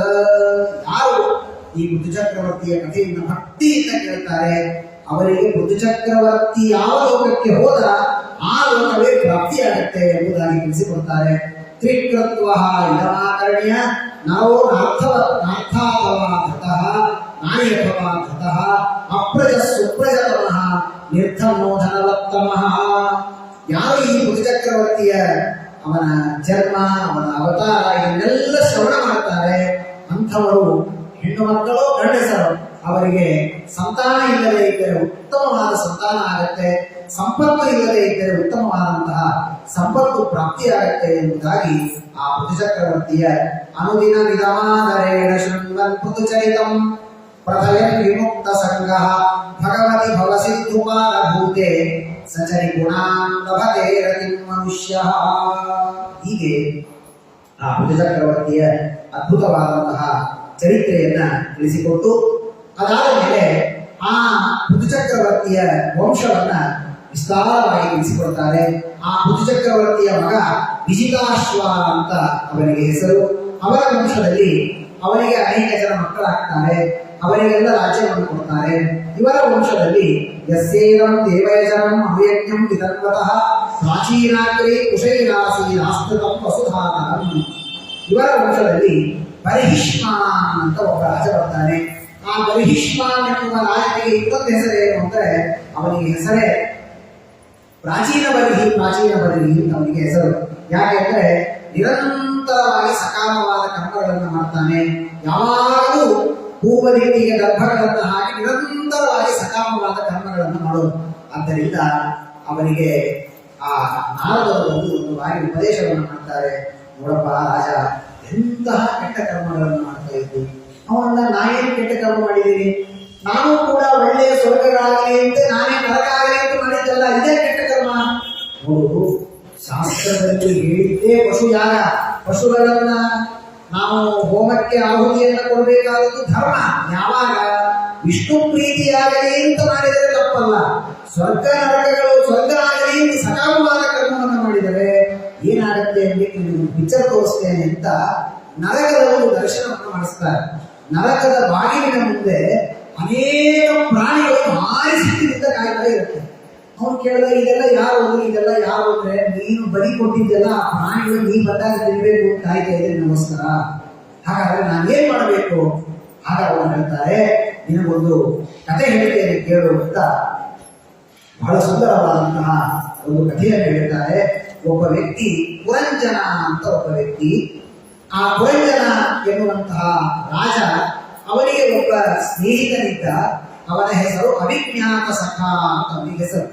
ಪುರಂಜನ ಎನ್ನುವಂತಹ ರಾಜನಿಗೆ ಅವಿಜ್ಞಾತ ಸಖ ಎಂಬಂತಹ ಒಬ್ಬ ಮಿತ್ರ. ಅವರಿಬ್ಬರೂ ಕೂಡ ಅವರು ಜೊತೆಗೆ ಇದ್ರು. ಒಂದು ದಿವಸ ಆ ಗೆಳೆಯನ ಜೊತೆ ಇದ್ದು ಬೇಜಾರಾಗಿ, ಎಷ್ಟು ದಿವಸ ಗೆಳೆಯರ ಜೊತೆನೆ ಇರೋದು, ನಾವು ಒಂದು ರಾಜ ಕಟ್ಕೋಬೇಕು, ರಾಜನಾಗಬೇಕು ಅಂತ ಆಸೆ ಆಯ್ತು.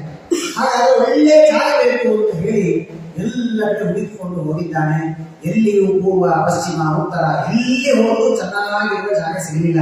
ಕೊನೆಗೆ ದಕ್ಷಿಣ ಭಾರತ ಹಿಮಾಲಯ ಪರ್ವತದ ದಕ್ಷಿಣ ಭಾಗದಲ್ಲಿ ಹಿಮಾಲಯ ಪರ್ವತ, ಅಲ್ಲಿ ದಕ್ಷಿಣ ಭಾಗದಲ್ಲಿ ಭರತ ಎಂಬಂತಹ ಭಾರತ ಭೂಮಿ, ಅಲ್ಲಿ ಒಂದು 9 ದ್ವಾರಗಳಿಂದ ಕೂಡಿದಂತಹ ಒಂದು ಪಟ್ಟಣವನ್ನು ನೋಡಿದ್ದಾನೆ. ಬಹಳ ಸುಂದರವಾಗಿದೆ.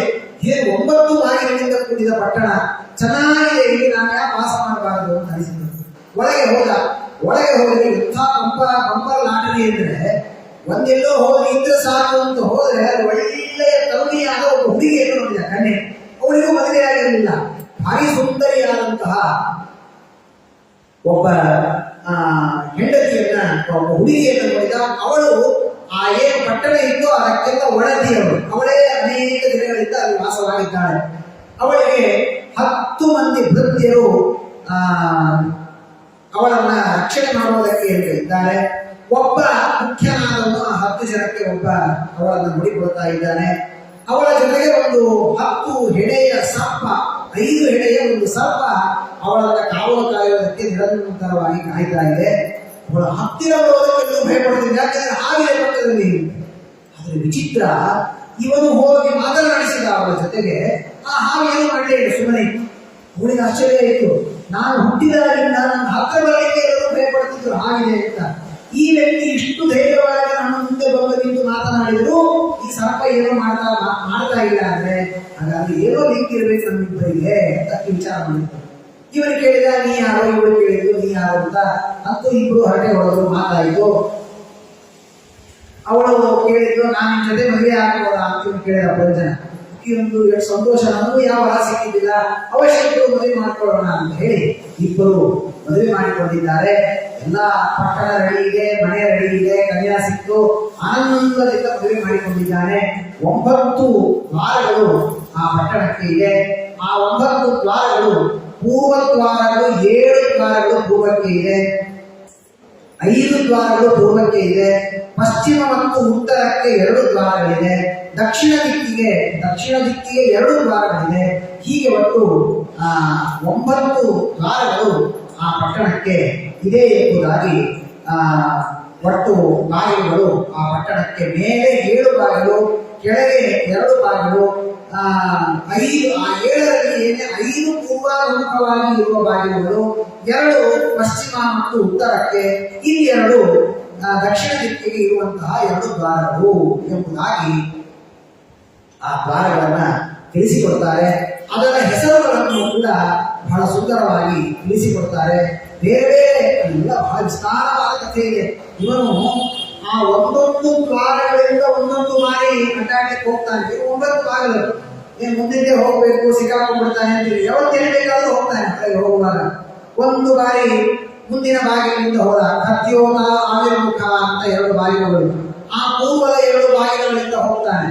ಅಲ್ಲೆಲ್ಲ ಹೋಗುವಾಗ ಇವನಿಗೆ ಒಬ್ಬರು ಸ್ನೇಹಿತರಿದ್ದಾನೆ ಜೊತೆಗೆ ಬರೋದಕ್ಕೆ ಅಂತ. ಅಲ್ಲಿ ಧ್ಯುಮಂತ ಅಂತ ಒಬ್ಬ ಸ್ನೇಹಿತ ಇವರ ಜೊತೆಗೆ ಇರ್ತಾನೆ. ಅವನ ಜೊತೆಗೆ ಹೋಗಿ ಅಲ್ಲೆಲ್ಲ ಅಲ್ಲಿಂದ ಹೋದ್ರೆ ಅಲ್ಲಿ ಒಂದು ಊರಿರುತ್ತೆ, ಮತ್ತೆ ವಿಭ್ರಾಜಿತ ಅಂತ ಅದರ ಹೆಸರು. ಪೂರ್ವ ದಿಕ್ಕಿನಿಂದ 2 ಬಾಗಿಲುಗಳು, ಖದ್ಯೋತ ಆವಿರ್ಮುಖ ಅಂತ. ಅಲ್ಲಿ ಹೋದರೆ ಇವನಿಗೆ ಧ್ಯುಮಂತ ಒಬ್ಬ ಸ್ನೇಹಿತ ಜೊತೆಗೆ ಬರ್ತಾನೆ.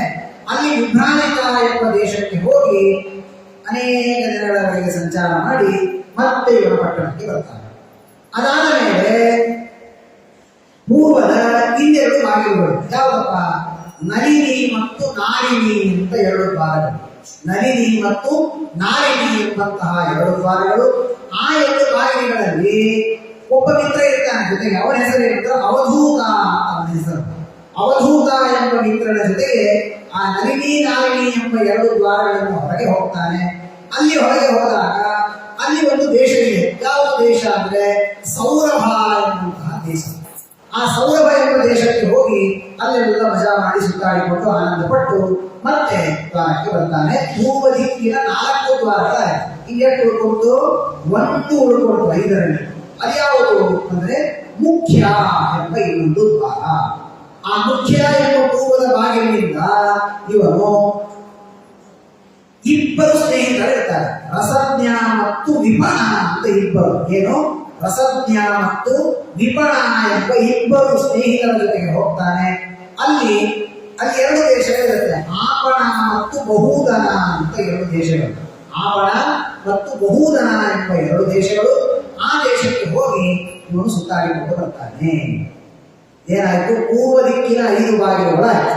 ಇನ್ನು ಪಶ್ಚಿಮ ಮತ್ತು ಉತ್ತರಕ್ಕೆ 2 ಬಾಗಿಲುಗಳಿದೆ. ಅದ್ಯಾವುದು ಅಂತಂದ್ರೆ ಅದಕ್ಕಿಂತ ಮೊದಲು ದಕ್ಷಿಣ ದಿಕ್ಕಿನ 2 ಬಾಗಿಲುಗಳು. ಯಾವುದು ಅಂದ್ರೆ ದೇವಭೂ ಎಂಬಂತಹ 1 ಬಾಗಿಲು. ಆ ದೇವಭೂ ಎಂಬಂತಹ ದಕ್ಷಿಣದ ಬಾಗಿಲಿನಿಂದ ಶ್ರುತಧರ ಎಂಬ ಒಬ್ಬ ಗೆಳೆಯ, ಶ್ರುತಧರ ಎಂಬ ಗೆಳೆಯರ ಜೊತೆಗೆ ಹೋಗ್ತಾನೆ. ದಕ್ಷಿಣ ಪಾಂಚಾಲ ಎಂಬ ದೇಶಕ್ಕೆ ಹೋಗ್ತಾನೆ.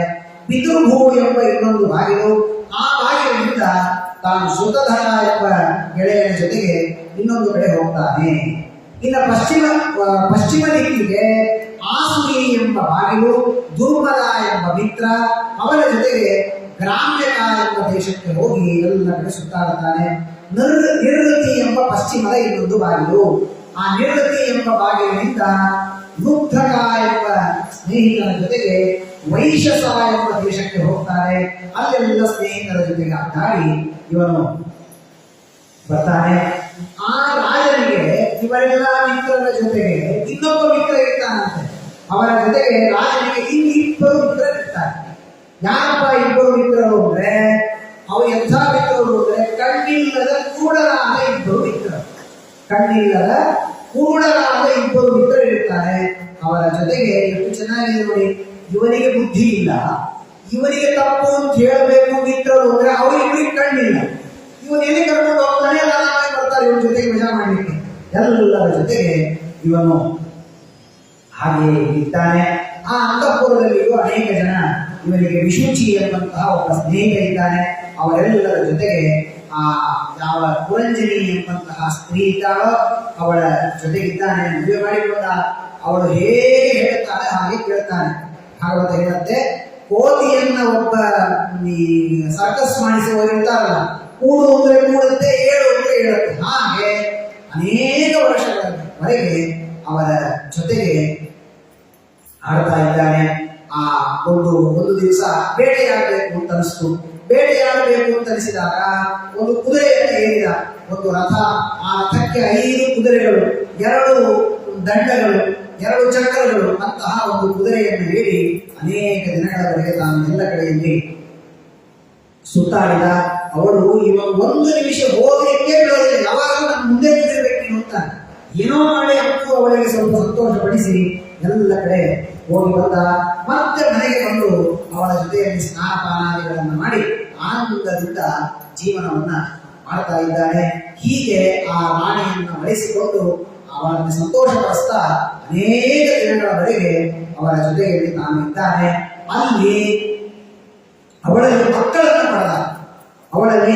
ಮಕ್ಕಳನ್ನು ಪಡೆದಿದ್ದಾನೆ. ಎಷ್ಟು ಅಂದ್ರೆ 1,100 ಜನ ಮಕ್ಕಳನ್ನು ಪಡೆದಿದ್ದಾನೆ. ಅವಳಲ್ಲಿ 1,100 ಜನ ಮಕ್ಕಳು ಮತ್ತು 110 ಜನ ಹೆಣ್ಣು ಮಕ್ಕಳು. 1,100 ಗಂಡು ಮಕ್ಕಳು, 110 ಜನ ಹೆಣ್ಣು ಮಕ್ಕಳು. ಹೀಗೆ ಇಷ್ಟು ಜನ ಮಕ್ಕಳನ್ನ ಪಡೆದಿದ್ದಾನೆ.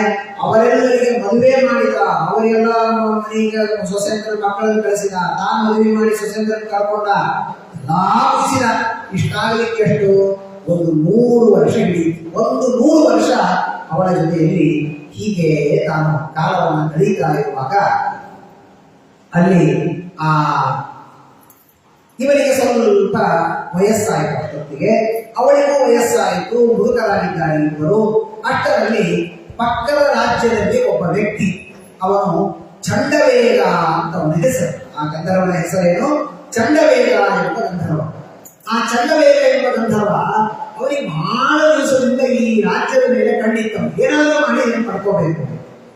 ಇವರಿಗಿಂತ ಮೊದಲು ಬರೋಣ ಅಂದ್ರೆ ಹಾಗಿತ್ತು, ಒಳಗೆ ಬರಲಿಕ್ಕೆ ಬಿಡ್ತಿದ್ದಿಲ್ಲ. ಇವನು ಬಂದ ಮೇಲೆ ಇವನು ಬಂದು ಬಿಟ್ಟ. ಜೊತೆಗೆ ಹತ್ರನೇ ಬರಲಿಕ್ಕೆ ಆಗ್ತಿರ್ಲಿಲ್ಲ. ಅವರು ಕಾಯ್ತಾ ಇದ್ದಾರೆ. ಯಾವಾಗ ಇವರಿಗೆ ವಯಸ್ಸಾಗತ್ತೆ, ಯುದ್ಧ ಮಾಡುವ ಶಕ್ತಿ ಕಡಿಮೆ ಆಗತ್ತೆ, ಆಗ ಹೋಗಿ ಇವರನ್ನು ಸೋಲಿಸಬೇಕು ಅಂತ ಚಂಡವೇಗ ಕಾಯ್ತಾ ಇದ್ದಾನೆ. ಅವನು ಇವರಿಗೆ ವಯಸ್ಸಾಯಿತು ಅಂತ ಗೊತ್ತಾಯಿತು. ಅವನು ದೊಡ್ಡ ಸೈನ್ಯ, 360 ಗಂಧರ್ವ ಸೈನಿಕರು, 360 ಹೆಣ್ಣು ಸೈನಿಕರು, ಗಂಧರ್ವೀಯರು. ಅಂತಹ 360 ಗಂಡು, 360 ಹೆಣ್ಣು ಸೈನಿಕರಿಂದ ಕೂಡಿದ ದೊಡ್ಡದಾದಂತಹ ಅವನ ಒಂದು ಸೇನೆ. ಅದನ್ನೆಲ್ಲ ಕಳೆದುಕೊಂಡು ಇವನು ಅಂತಃಪುರದ ಮೇಲೆ ಲೂಟಿ ಮಾಡಲಿಕ್ಕೆ, ಅವನ ಸಂಪತ್ತನ್ನೆಲ್ಲ ಅಪಹಾರ ಮಾಡಲಿಕ್ಕೆ ಅಂತ ಬಂದ. ಇವನು ಮಲಕೊಂಡಿದ್ದಾನೆ. ರಾತ್ರಿ ಮಲಗಿದಾಗ ನಿನ್ನೆ ರಾತ್ರಿ ಆಯ್ತಲ್ಲ, ಹಾಗೆ ರಾತ್ರಿ ಇದ್ದಕ್ಕಿದ್ದ ಹಾಗೆ ಒಂದು ದೊಡ್ಡ ಕಳ್ಳರ ಗುಂಪು ಒಳಗೆ ಬಂದ್ರೆ ಇವನು ಮಲ್ಕೊಂಡಿದ್ದ. ಯಾಕೆ ಮಲ್ಕೊಂಡಿದ್ದ? ಇವರಿಗೆ ಹಾವಿನ ಮೇಲೆ ವಿಶ್ವಾಸ. ಆ ಹಾವಿನ ಅಂದ್ರೆ ಅದು CC ಕ್ಯಾಮೆರಾ ಇದ್ದಾಗ ಯಾವ ಒಳಗೆ ಬಿಡೋದಿಲ್ಲ, ಅದು ಏನೋ ಸೌಂಡ್ ಬರುತ್ತೆ ಅಂತ. ಹಾಗೆ ಮಲ್ಕೊಂಡಿದ್ದೇವೆ. ಈಗ ಅವರು ಅಪ್ಡೇಟ್ ಆಗಿದ್ದಾರೆ. ಅದು ನೀವು ಬರೋಕ್ಕಿಂತ ಮುಂಚೆ CC ಕ್ಯಾಮೆರಾ ಒಳಗೆ ಹಾಗೆ ಕೊಡ್ತಾರ. ಅದೆಲ್ಲ ಜಾಮೂನು ಇರುತ್ತೆ, ಎಲ್ಲ ಇರುತ್ತೆ ಹೊರತ. ಹಾಗೆ ಅವರು ಬರುವಾಗ ಆ ಸರ್ಪದ ಜೊತೆಗೆ ಯುದ್ಧಿಸುವ ಘೋರವಾದಂತಹ ಇದ್ದಾರೆ. ಅಷ್ಟರಲ್ಲಿ ಇವರಿಗೆ ಎಚ್ಚರ ಆಯಿತು. ಪುರಂಜನ 720, 720 ಏನು ಗಂಧರ್ವೀಯರಿದ್ದಾರಲ್ಲ, ಅವರೆಲ್ಲರ ಜೊತೆಗೆ ತಾನು ಯುದ್ಧವನ್ನು ಮಾಡಿದ ಘೋರವಾದ ಯುದ್ಧವನ್ನು ಮಾಡಿದ. ಅಷ್ಟರಲ್ಲಿ ಏನಾಯಿತು ಅಂದ್ರೆ, ಈ ಚಂಡವೇಗನಿಗೆ ಒಬ್ಬಳು ಮಗಳಿತ್ತು. ಅವಳ ಹೆಸರು ಏನು ಅಂದ್ರೆ ಜರ ಅಂತ ಅವಳ ಹೆಸರು. ಇದನ್ನು ಯಾರು ಹೇಳ್ತಾ ಇದ್ದಾರೆ? ಕಥೆಯನ್ನು ಹೇಳಿ ನೋಡೋಣ. ನಾರದರು ಪ್ರಾಚೀನವರಿಗೆ ಕಥೆ ಹೇಳ್ತಾ ಇದ್ದಾರೆ. ಪ್ರಾಚೀನವರಿಗೆ ಕಥೆ ಹೇಳ್ತಾ ಅಂತಾರೆ, ಆ ಚಂಡವೇಗನಿಗೆ ಒಬ್ಬ ಕನ್ಯೆ ಇತ್ತು. ಅವಳ ಹೆಸರು ಜರ ಅಂತ. ಆಕಿ ಯಾರು ಮದುವೆ ಮಾಡ್ಕೋದಿದ್ದಿಲ್ಲ. ಆಕಿ ಹುಡುಕೋದು ನಾರದಂತ ನಮ್ಮ ಹಣೆ ಬರ ನನಗೂ ಗಂಟು ಬಿದ್ದಿದ್ದಕ್ಕೆ ಬಂದು ನಾನು ಕೇಳಿದ್ದು ಮದುವೆ ಮಾಡ್ಕೋ ಅಂತ. ನಾನು ಹೇಳಿದೆ, ನಾನು ಮದುವೆ ಮಾಡ್ಕೊಳ್ಳೋ ಆಸಾಮಿಲ್ಲ, ನಾನು ತ್ರಿಲೋಕ ಸಂಚಾರಿ ಸನ್ಯಾಸಿ, ನನ್ನ ಹತ್ರ ಬರಬೇಡ, ನಾನು ನಿನ್ನ ಮದುವೆ ಆಗೋದಿಲ್ಲ, ನಾನು ಆಗೋದಿಲ್ಲ. ಅಲ್ಲಿ ಒಬ್ಬ ಭಯ ಅಂತ ಒಬ್ಬ ವ್ಯಕ್ತಿ ಇದ್ದಾನೆ, ಅವನ ಹತ್ರ ಹೋಗಿ ನೀನು ಮದುವೆ ಮಾಡ್ಕೊತಾರೆ. ಅವನು ಹೋದ್ರೆ ಅವನಂತ ನನಗೂ ಆಗೋದಿಲ್ಲ, ನನ್ನ ತಮ್ಮ ಒಬ್ಬ ಇದ್ದಾನೆ ಪ್ರಜ್ವಾಲ, ಬಂದಿದ್ದವನಿದೆಲ್ಲ ಹೆಸರು ಪ್ರಜ್ವಾಲ ಅವನ ಹೆಸರು. ಅವನು ಈ ಜರ ಎನ್ನುವಂತಹ ಹೆಣ್ಣು ಮಗಳನ್ನ ಮದುವೆಯಾಗಿರ್ತಾನೆ. ಆ ಜರ ಪ್ರಜ್ವಾಲ ಎಂಬ ಹೆಂಡತಿ ಗಂಡನನ್ನ ಕಳೆದುಕೊಂಡು ಅವರು ಇಬ್ಬರು ಈ ರಾಜ್ಯದ ಮೇಲೆ ಯುದ್ಧಕ್ಕೆ ಬರ್ತಾರೆ. ಈಗಾಗಲೇ ಚಂಡವೇಗ ಯುದ್ಧ ಮಾಡ್ತಾ ಇದ್ದಾನೆ. ಆ ಚಂಡವೇಗನ ಮಗಳು ಅಳಿಯ ಅವರು ಇಬ್ಬರು ಸೇರಿಕೊಂಡು ಯುದ್ಧಕ್ಕೆ ಬಂದಿದ್ದಾರೆ. ಎಲ್ಲರೂ ಸೇರಿಕೊಂಡು ಭಯ, ಪ್ರಜ್ವಾಲ, ಜ್ವರ, ಜಲ, ಚಂಡವೇಗ ಈ 5 ಜನ ಸೇರಿಕೊಂಡು ಈ ಯಾವ ಪುರಂಜನನ ರಾಜ್ಯದ ಮೇಲೆ ಎಲ್ಲರೂ ಸೇರಿ ಯುದ್ಧಕ್ಕೆ ಅಂತ ಬಂದಿದ್ದಾರೆ. ಎಷ್ಟು ಸಾಧ್ಯವಾಯಿತೋ ಅಷ್ಟು ಯುದ್ಧವನ್ನು ಮಾಡಿದ. ಆ ಕೊನೆಗೆ ಇವನಿಗೆ ವಿಶ್ವಾಸ ಇತ್ತು, ಆ ಸರ್ಪ ಇರೋ ತನಕ ನನಗೇನಾಗೋದಿಲ್ಲ ಅಂತ ವಿಶ್ವಾಸ ಇತ್ತು.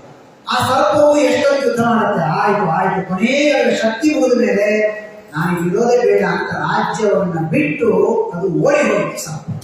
ಯಾವಾಗ ಸರ್ಪ ಓಡಿ ಹೋಯಿತೋ ಆವಾಗ ಇವನಿಗೆ ಆ ಜರ ಮತ್ತು ಭಯ ಎಲ್ಲೋ ಇಬ್ಬರು ರಾಜ್ಯದಲ್ಲಿ ಬಂದ್ಬಿಟ್ರು.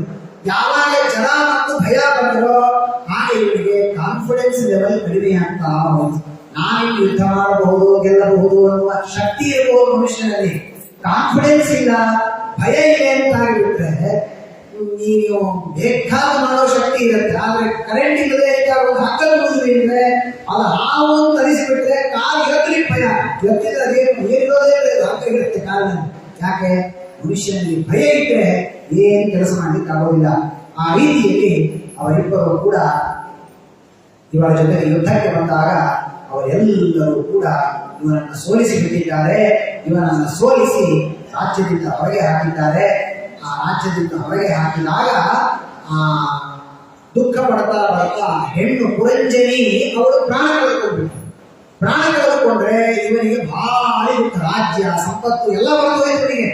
ಯಾವ ಹೆಣ್ಣು ಮಗಳಿಗಾಗಿ ನಾನು ಇಷ್ಟು ದುಃಖ ಪಟ್ಟಿದ್ದೆ, ಅವಳೇ ಸತ್ತೋದಲ್ಲ ಅಂತ ಹೇಳಿ ಅವಳ ಶವವನ್ನು ತೊಡೆ ಮೇಲೆ ಇಟ್ಟುಕೊಂಡು ಅಳ್ತಾ ಇದ್ದಾನೆ, ಭಾರಿ ದುಃಖ ಪಡ್ತಾ ಇದ್ದಾನೆ. ಎಷ್ಟರ ಮಟ್ಟಿಗೆ ಅಂದ್ರೆ ಹೇಗೆ ಜಡಭರತರು ಜಿಂಕೆಯನ್ನೇ ಸ್ಮರಣೆ ಮಾಡ್ತಾ ಪ್ರಾಣವನ್ನು ಬಿಟ್ಟರು, ಹಾಗೆ ಆ ಪುರಂಜನಿಯನ್ನೇ ಸ್ಮರಣೆ ಮಾಡ್ತಾ ಸತ್ತೇ ಹೋಗಿ ಈ ಪುರಂಜನ ಪ್ರಾಣವನ್ನು ಕಳೆದುಕೊಂಡ್ರೆ ಕರ್ಮವಶ ಮುಂದಿನ ಜನ್ಮದಲ್ಲಿ ಹೆಣ್ಣಾಗಿ ಹುಟ್ಟಿದ್ದಾನೆ ಈ ಪುರಂಜನ. ಯಾಕೆ? ಹೆಣ್ಣನ್ನೇ ಸ್ಮರಣೆ ಮಾಡ್ತಾ ಸತ್ತಿದ್ದರಿಂದ ಪಾಂಡ್ಯ ದೇಶದಲ್ಲಿ ಮಲಯಧ್ವಜ ಅಂತ ಒಬ್ಬ ರಾಜ, ಆ ಮಲಯಧ್ವಜ ಎಂಬ ರಾಜನಾಗಿ ಈ ಹೆಣ್ಣು ಹುಟ್ಟಿದ್ದಾರೆ. ಅವನ ಸ್ಮರಣೆ ಮಾಡ್ತಾ ಇವಳು ಸತ್ತಿದ್ದಕ್ಕೆ ಅವಳು ಪಾಂಡ್ಯ ದೇಶದಲ್ಲಿ ರಾಜನಾಗಿ ಅವಳು ಹುಟ್ಟಿದ್ದು. ಈ ಕಡೆ ಇವನು ಅವಳನ್ನೇ ಸ್ಮರಣೆ ಮಾಡ್ತಾ ಸತ್ತಿದ್ದರಿಂದ ವಿದರ್ಭ ರಾಜನ ಮಗಳಾಗಿ ವೈದರ್ಭಿ ಎನ್ನುವ ಹೆಸರಿನಿಂದ ಅವಳು ಕೂಡ ಅಲ್ಲಿ ಹುಟ್ಟಿದ್ದಾಳೆ. ಹೀಗೆ ಅವರಿಬ್ಬರು ಕೂಡ ಅಲ್ಲಿ ಇದ್ದರು. ಈ ಕಡೆ ಈ ವೈದರ್ಭಿ ಯಾವ ಇದೇ ಪುರಂಜನ ಏನು ವೈದರ್ಭಿಯಾಗಿ ಹುಟ್ಟಿದ್ದ, ಅವನು ವಿದರ್ಭ ದೇಶವನ್ನು ಆಳಿ ಕೊನೆಗೆ ಅಂತ್ಯಕಾಲದಲ್ಲಿ ರಾಜ್ಯವನ್ನು ಮಕ್ಕಳಿಗೆ ಒಪ್ಪಿಸಿ ತಾನು ವಿರಕ್ತನಾಗಿ ಮಲಯ ಪರ್ವತದಲ್ಲಿ ತಪಸ್ಸನ್ನು ಮಾಡಿ ಶರೀರ ತ್ಯಾಗವನ್ನು ಮಾಡಿದಾಗ ಆ ಹೆಂಡತಿಯು ಕೂಡ ಮತ್ತು ಅಲ್ಲಿಯೂ ಕೂಡ ಗಂಡನ ವಿಯೋಗವನ್ನು ತಡೆಯಲಿಕ್ಕಾಗದೆ ಆ ವೈದರ್ಭಿ ಹೆಣ್ಣು ಕೂಡ ಗಂಡನ ಜೊತೆಗೆ ಸಹಗಮನವನ್ನು ಮಾಡಿದ್ದಾಳೆ. ಸಹಗಮನವನ್ನು ಮಾಡಿದಾಗ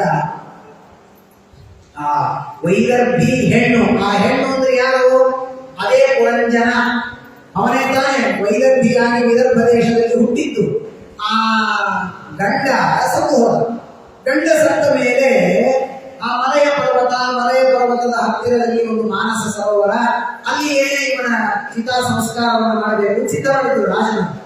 ರಾಜನ ಸಂಸ್ಕಾರ ಮಾಡಬೇಕು ಸಿದ್ಧ ಆದ ವೈದರ್ಭಿ ಇದ್ದಲ್ಲ ಹೆಣ್ಣು, ಗಂಡ ಸತ್ತು ಹೋದ ಅಂತ ಹೇಳಿ ತಾನು ಚಿತೆಯಲ್ಲಿ ಆಗಬೇಕು ಅಂತ ಹೋದಾಗ ಅಲ್ಲಿ ಒಬ್ಬ ಗಂಡು ವ್ಯಕ್ತಿ ಬಂದು ಇವಳ ಕೈಯಿಂದ ಹಿಡಿತಾನೆ. ಹಿಡಿತಾ ಇದ್ದೆ, ಸರಿ ನಾ ಆಗಬೇಕು ಅಂದ್ರೆ ನಾನು ಯಾರು ಗೊತ್ತಾ? ನಿನ್ನ 2 ಜನ್ಮದ ಹಿಂದಿನ ಸ್ನೇಹಿತ ಅವಿಜ್ಞಾತ ಸಖ ಅಂತ ನನ್ನ ಹೆಸರು. ನಾನು ನೀನು ಇಬ್ಬರು ಹಿಂದಿನ ಜನ್ಮದಲ್ಲಿ ಒಂದು ಹಂಸ ಪಕ್ಷಿಯಾಗಿದ್ವಿ. ನಾವಿಬ್ಬರು ಹಂಸ ಪಕ್ಷಿಯಾಗಿ ಮಾನಸ ಸರೋವರದಲ್ಲಿ ಸ್ನೇಹಿತರಾಗಿ ಇದ್ವಿ, ನಿನಗೆ ನನ್ನ ಸ್ನೇಹ ಸಾಕು ಅಂತ ಅನಿಸಿತು, ನನ್ನನ್ನು ಬಿಟ್ಟು ಹೋಗಿ ಅದೇ ಮುಂದಿನ ಜನ್ಮದಲ್ಲಿ ಪುರಂಜನಾದಿ, ಅಲ್ಲಿ ನೀನು ಪ್ರೀತಿ ಮಾಡಿದ್ದಕ್ಕೆ ವೈದರ್ಭಿಯಿಂದ ಹುಟ್ಟಿದ್ದಿ, ಈಗಲೂ ಮತ್ತೆ ಎಲ್ಲರ ಮೇಲೆ ಪ್ರೀತಿಯನ್ನು ಮಾಡಿ ರಾಜ್ಯದ ದೇಹವನ್ನು ಕಳ್ಕೊತಾ ಇದ್ದಿ, ಇದು ಸಾಧನ ಶರೀರ, ಕಳೆದುಕೊಳ್ಳಬೇಡ ಅಂತ ಆ ಅಭಿಜ್ಞಾತ ಸಖ ಉಪದೇಶವನ್ನು ಮಾಡ್ತಾ ಇಷ್ಟೆಲ್ಲ ಬಂತಲ್ಲ, ಪುರಂಜನ ಅನ್ನೋ ದೇಹ ಬಂತು, ವೈದರ್ಭಿಗನು ಹೆಣ್ಣು ದೇಹ ಬಂತು, ಇಷ್ಟಕ್ಕೆಲ್ಲ ಕಾರಣ ಏನು ಗೊತ್ತಾ? ನಾವು ಮಾಡಿದ ಪಾಪನೋ ಇನ್ನೊಂದು ಏನೂ ಅಲ್ಲ, ನೀನು ನನ್ನನ್ನು ಮರೆತದ್ದೇ ಕಾರಣ. ನಾನು ನಿನ್ನ ಜೊತೆಗೆ ನೀನು ಒಳ್ಳೆಯದು ಮಾಡಲಿಕ್ಕೆ ನಿನ್ನ ಜೊತೆಗಿದ್ದೆ, ನಾನು ಅದನ್ನ ನೀನು ಮರೆತೆಯಲ್ಲ, ಅದೇ ನಿನಗೆ ಇಷ್ಟು ಎಕ್ಸ್ಟ್ರಾ ಜನ್ಮ ಬರಲಿಕ್ಕೆ ಕಾರಣ ಆಯಿತು ಅಂತ ಆ ಎಲ್ಲ ಬೋಧನೆಯನ್ನ ನಾರದರು ಯಾವ ಪ್ರಾಚೀನವರಿಗೆ ರಾಜರಿಗೆ ಉಪದೇಶವನ್ನು ಮಾಡಿದಾಗ ಪ್ರಾಚೀನವರಿಗೆ ಕೇಳಿದ, ಕಥೆ ತುಂಬಾ ಚೆನ್ನಾಗಿದೆ, ಹಾರರ್ ಮೂವಿ ಚೆನ್ನಾಗಿದೆ, ನನಗ್ಯಾಕೆ ಈ ಕಥೆ ಹೇಳ್ತಾ ಇದ್ದೀರಿ ಹೇಳ್ರಿ ಅಂತ ಕೇಳಿದ. ನಾರದರು ಹೇಳಿದ್ರು, ಇದು ಬೇರೆ ಏನೂ ಅಲ್ಲ, ಎಲ್ಲ ಜೀವರಿಗೆ ಸಂಸಾರಕ್ಕೆ ಸಂಬಂಧಪಟ್ಟ ಒಂದು ಕಥೆ, ಇದು ಕಟ್ಟು ಕಥೆಯಲ್ಲ, ಕಾಲ್ಪನಿಕವಾದ ಕಥೆಯಲ್ಲ, ನಿಜವಾಗಿ ನಡೆದಂತಹ ಕಥೆ. ಆ ಕಥೆ ನಮ್ಮ ಜೀವನಕ್ಕೆ ತುಂಬಾ ಹತ್ತಿರವಾಗಿದೆ ಎನ್ನುವ ಕಾರಣಕ್ಕೆ ನಾರದರು ಹೇಳಿದ್ರು, ಇದು ನಮ್ಮ ಜೀವನದಲ್ಲಿ ನಡೆಯುವಂತಹ ಕಥೆ. ಏನಪ್ಪ ಇದೆಲ್ಲ ಕಥೆ? ಪುರುಷಂ ಪುರಂಜನಂ ವಿದ್ಯಾತ್ಮನಃ ಪುರಃ. ನಾರದರು ಹೇಳಿದ್ರು, ಆ ಪುರಂಜನ ಎನ್ನುವಂತಹ ಕಥೆಯನ್ನು ಹೇಳಿದ್ರಲ್ಲಪ್ಪ, ಆ ಪುರಂಜನ ಎನ್ನುವ ಕಥೆಯಲ್ಲಿ ಇರುವಂತಹ ಮಾನಸ ಸರೋವರ ಹಿಂದೆ ಹೋಗಿ ಮೊದಲು ಶುರುವಾಗಿದ್ದರಿಂದ ಹಂಸ ಪಕ್ಷಿ ಅವೆರಡು ಇತ್ತು. ಆ ಮಾನಸ ಸರೋವರ ಅಂದ್ರೆ ಯಾವುದು ಗೊತ್ತಾ? ನಮ್ಮ ಮನಸ್ಸೇ ಮಾನಸ ಸರೋವರ. ನಮ್ಮ ಮನಸ್ಸೆಂಬ ಮಾನಸ ಸರೋವರದಲ್ಲಿ ಅಡ್ಡಾಡುವ ಎರಡು ಹಂಸ ಪಕ್ಷಿಗಳು ಯಾವುದು ಗೊತ್ತಾ? ಒಂದು ದೇವರು, ಇನ್ನೊಂದು ಜೀವ. ಸಮಾನಂ ವೃಕ್ಷಂ ಭೈಷಸ್ವಜಾತೆ ಅಥರ್ವಣ ಉಪನಿಷತ್ತಿನಲ್ಲಿ ಕನಕದಾಸರ ಹಾಡಿನಲ್ಲಿ ಇದೆಯಲ್ಲ, ಹಣ್ಣು ತಿಂದ ಹಕ್ಕಿ ಬಡಕಲಾಗೈತೆ, ತಿನ್ನದ ಹಕ್ಕಿ ಬಲವಾಗೈತೆ ಅಂತ ಕನಕದಾಸರು ಹೇಳ್ತಾರಲ್ಲ, ಆ ರೀತಿ ದೇಹವೆಂಬ ಮನಸ್ಸೆಂಬ ಮಾನಸ ಸರೋವರದಲ್ಲಿ ಇರುವ ಎರಡು ಹಂಸ ಪಕ್ಷಿಗಳು ಅಂದ್ರೆ ಯಾವುದು ಅಂತ? ಅದೇ ಒಂದು ಭಗವಂತನೆಂಬ ಹಂಸ ಪಕ್ಷಿ, ಇನ್ನೊಂದು ದೇವರೆಂಬ ಜೀವನೆಂಬ ಹಂಸ ಪಕ್ಷಿ. ಇಬ್ಬರು ಜೊತೆಗಿರ್ತಾರೆ ಈ ದೇಹದಲ್ಲಿ.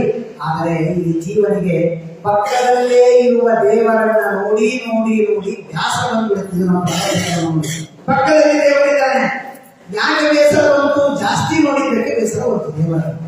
ಆ ಅವಿಜ್ಞಾತ ಸಖಾ ಭಗವಂತ ಅವನನ್ನು ಬಿಡ್ತಾನೆ. ಬಿಟ್ಟು ಬೇಡ ಈ ದೇವರ ಸಹವಾಸ, ಒಂದ್ ಸ್ವಲ್ಪ ಮಜಾ ಮಾಡಿ ಬರೋಣ ಅಂತ ಯಾವ ದೇಹ ಚೆನ್ನಾಗಿದೆ ಅಂತ ಹುಡುಕ್ತಾನೆ. ಹಾಗೆ ಇವನಿಗೆ ಸಿಕ್ಕ 9 ದ್ವಾರಗಳಿಂದ ಕೂಡಿದ ಪಟ್ಟಣ ಅಂದ್ರೆ ಅದೇ ಈ ಮನುಷ್ಯ ಶರೀರ.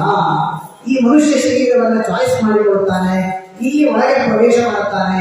ಪ್ರವೇಶ ಮಾಡಿದಾಗ ಅಲ್ಲಿ ಸಿಗುವಂತಹ ಹೆಣ್ಣು ಅಂದ್ರೆ ಅದೇ ಬುದ್ಧಿ, ಅದೇ ಬುದ್ಧಿ. ಮುಂದೆ ನಾವು ಆವಾಗಲೇ ಕಥೆ ಕೇಳಿದ್ರಲ್ಲ, ಅವಳು ಕುರಿಂಜಲಿ ಹೇಳಿದಂತೆ ಕೇಳ್ತಾಳೆ. ಅದರರ್ಥ ಬುದ್ಧಿ ಹೇಳಿದಂತೆ ನಾವು ಕೇಳ್ತೇವೆ. ಮನಸ್ಸು ಹೇಳಿದ್ರೆ ಕೇಳಿದ್ರೆ ಪುಣ್ಯ ಪಾಪಗಳೆಲ್ಲ ಮನಸ್ಸು ಹೇಳುತ್ತೆ. ನಾವು ತಿಂದ್ರೆ ಪುಣ್ಯವೋ ತಿನ್ನದೇ ಇದ್ರೆ ಪಾಪವೋ ಹೇಳುತ್ತೆ. ಆದ್ರೆ ಬುದ್ಧಿ ಹೇಳುತ್ತೆ ತುಂಬಾ ಚೆನ್ನಾಗಿದೆ, ವಾಸನೆ ಬರ್ತಾ ಇದೆ, ಪಟ್ಟದ ಬಾಯಿ ಹಾಕೊಂಡು. ಹಾಗೆ ಆ ಬುದ್ಧಿ ಅವನೇ, ಅವಳೇ ಹೆಣ್ಣು. ಆ ಹೆಣ್ಣನ್ನ ಕಾಯುವುದಕ್ಕೆ 5 ಹೆಡೆಯ ಒಂದು ಸರ್ಪ ಇದೆಯಲ್ಲ, ಯಾವುದಪ್ಪ ಅದು ಅಂದ್ರೆ ಅದೇ ನಮ್ಮ ಜೀವ. ಪ್ರಾಣ ಅಪಾನ ಜ್ಞಾನ ಉದಾನ ಸಮಾನ ಎಂಬ 5 ಹೆಡೆಯ ಸರ್ಪ ಅಂದ್ರೆ ಅದೇ ಮುಖ್ಯ ಪ್ರಾಣದೇವರು ನಮ್ಮ ಜೊತೆಗೆ ಇದ್ದಾರೆ. ಅವಳನ್ನ ಕಾಯುವುದಕ್ಕೆ 10 ಜನ ಸೇವಕರಿದ್ದಾರಲ್ಲ, ಅವರು ಯಾರಪ್ಪ ಅಂದ್ರೆ ಅದೇ 5 ಜ್ಞಾನೇಂದ್ರಿಯಗಳು, 5 ಕರ್ಮೇಂದ್ರಿಯಗಳು. ನಮ್ಮ ಇಂದ್ರಿಯಗಳು ಪಂಚ ಜ್ಞಾನೇಂದ್ರಿಯ, ಪಂಚ ಕರ್ಮೇಂದ್ರಿಯ, ಜೊತೆಗೆ ಒಬ್ಬ ಮುಖ್ಯಸ್ಥನಾದ ವ್ಯಕ್ತಿ ಇದ್ದಾನೆ. ಅದು ಯಾರು? ಮನಸ್ಸು. ಮನಸ್ಸೆಂಬ ಒಂದು ಇಂದ್ರಿಯ, ಪಂಚ ಜ್ಞಾನೇಂದ್ರಿಯ, ಪಂಚ ಕರ್ಮೇಂದ್ರಿಯ ಎಂಬ 10 ಸೇರಿದರೆ 11 ಜನ ಸೇವಕರು ಆ ಹೆಣ್ಣನ್ನ ಕಾಪಾಡುವುದಕ್ಕೆ ಇದ್ದಾರೆ. ಅಲ್ಲಿ ಪಟ್ಟಣದ ಒಳಗೆ ಪ್ರವೇಶ ಮಾಡ್ತಾನೆ. ಪಟ್ಟಣದ ಒಳಗೆ ಪ್ರವೇಶ ಮಾಡಿದಾಗ 9 ದ್ವಾರಗಳು. ಆ 9 ದ್ವಾರಗಳು ಯಾವುವು ಅಂದ್ರೆ ನಮ್ಮ ದೇಹಕ್ಕೆ ಇರುವ 9 ದ್ವಾರಗಳು.